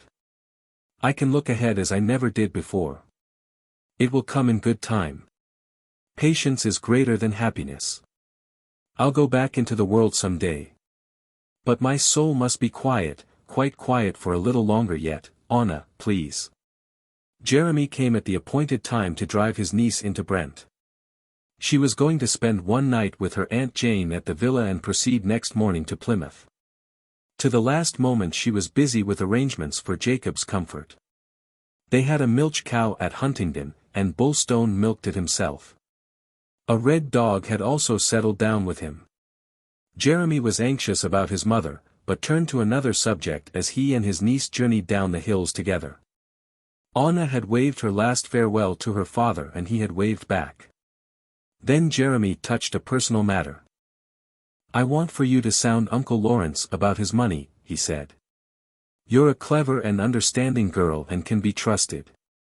It's time his family knew his intentions, Anna, and you might be doing a useful thing if you were able to get a word out of him. If he says anything I'll remember it, she promised. I hope he'll live for a long time yet. And when he's got to go, I hope you'll have the money, if you want it. I'm thinking not of myself, but my children, Anna, and your Aunt Jane. I'll send the boys postcard pictures from Plymouth, she promised, and I'm hopeful to send some fine fishes to father if I can. Chapter 13. The Promise. 3 men were talking at Shipley Bridge, and one prepared to leave the others and ascend to the moor. But he was in no great hurry. Adam Winter and old William listened to George Middleweek, who had come from Red House. His talk concerned the Bulstones and he spoke of Peter. He's wise for his years, but I laughed to see the real boy moving and feeling behind the parrot cry of what he's been taught to say and feel. A young woman has turned him down at Brent. She loves somebody else and haven't got no use for Peter. And he damns his luck one minute, and the next says that everything that happens must happen. But it's taking him all his time to believe it as well as say it, and, meanwhile, nature will out and a dog or two have had to yelp for Master Peter's troubles. The sorrows of the dog breeder be often visited on the dog I reckon. Life runs over a lot of innocent dogs, no doubt, said William, and leaves them mangled and wondering what they've done to be disemboweled, just as they thought they was being so good and faithful. To a man of Peter Bulstone's mind, the thought that a girl could refuse him is very vexatious I expect, admitted Adam. His mother's family ain't out of the wood yet. My Aunt Amelia tells me that Judith Huxham was catched by Barlow going to the police station to give herself up for fancied crimes. It looks like they'll have to put her away. That's what God brings his chosen few to, Adam. No, George. You mustn't say things like that in my hearing, please. All that happens is part of the pattern, and who can judge of the pattern from the little piece under his own eye? Not the wittiest man among us. Can't, answered George. But if that woman's drove mad, her, who have driven so many others the same way, then that's one to the good for your precious Maker, Adam, a bit of plain justice that us common men can understand. They spoke of Jacob Bulstone. He'll be excited today I shouldn't wonder, said George, because his daughter is going back to him this evening. Peter drives in for her presently. Anna wrote me a letter full of woe, William told them. She's one of they young hearts from which even us frozen old blids can catch heat. What you think? Her great-uncle Peléblanc's minded to make her his heir, and she's prayed him to leave his money to her uncle Jeremy, because he wants it and she don't. But Peléblanc knows his Jeremy too well I hope. And Jacob seems as if he was more in tune too, declared William. He's doing kind things to lonely people, such as don't run up against much kindness as a rule, explained Adam. The lonely have a way to smell out the other lonely ones. He sits very quiet now for hours at a time, perched on a moorstone so still as a heron. The master of Shipley got upon his horse, which stood tethered under an oak beside the hedge. Then he rode off to climb the waste lands, while the others went on their way. Winter had come to dinner with Jacob, and he found him cheerful and exalted before the thought of his child's return. He explained his hopes and purposes, but with diffidence. If men, such as you and Mary Drew, still think well of it, I don't say but what I might slip back again to some quiet spot, he said. I shouldn't feel that I'd got any right, exactly, to thrust in again among folk, such a thing as I've grown to be, but if it was only for William's sake, I'd come. He always held out that I'd be saved for some usefulness, and I'd like to make good his words. Come then, urged Winter, don't go back on it. I'm a thought clearer-sighted than I have been, Adam, and more patient. How's Samuel? I understand him now so well as you do yourself. They talked of common interests, but Bullstone grew restless as the sun went westerly, and he did not seek to stay his guest when the farmer rose to return. I've got everything in fine fettle for her, for Anna, he explained. She's coming back from her seafaring today. Peter goes in for her and she'll walk along alone from Shipley, and the boy will be up with her box tomorrow morning. The moor's in a cheerful mind tonight, but I dread to hear her say she likes the sea better. No fear of that while you kennel up here. But I hope we shall have you both down before autumn. Yes, faith, I shall creep down. They left Huntingdon together, Jacob walking by Winter's horse for 2 miles. They parted, then, in the gracious glow of evening, and the elder sat upon a shelf of rock and waited. Far beneath him the sun fires lingered over the pavilions of a larch grove and warmed the young green to gold. The untiring cuckoo called a while, then grew silent as twilight stole delicately over all things and detail died. He saw Anna at last, slim and swift, ascending on quick feet. And then she had come, put her arms round his neck, kissed him, and looked into his eyes with the warmth of her steadfast worship. Is your soul quiet now, dear father? She asked. And he replied. Yes, faith, it's quiet now, my dinky maid. She sighed with satisfaction. So they went up together, hand in hand, through the cool curtain of dusk, with fret of light and shadow all vanished for that day. They went up speaking very few words into the deepening gloom of night, while on the sky glimmered the stars again, and in the grass a glowworm. From his stony place among the fern, Chernowl throbbed a lullaby for the whole, drowsy earth. And he touched their human hearts, old and young, with the mystery of his music, the mystery of all living songs that waken when the rest of the world is going to sleep. The 2 notes whirred on, rising and falling, fainting and trembling out again. Then the white face of Huntingdon looked upon them. It shan't be your home much longer, I promise that, he whispered, but as yet Anna knew no other love than love of him. Where you are is my home, father, she said. Printed in Great Britain by Woods and Sons, Ltd., London, N.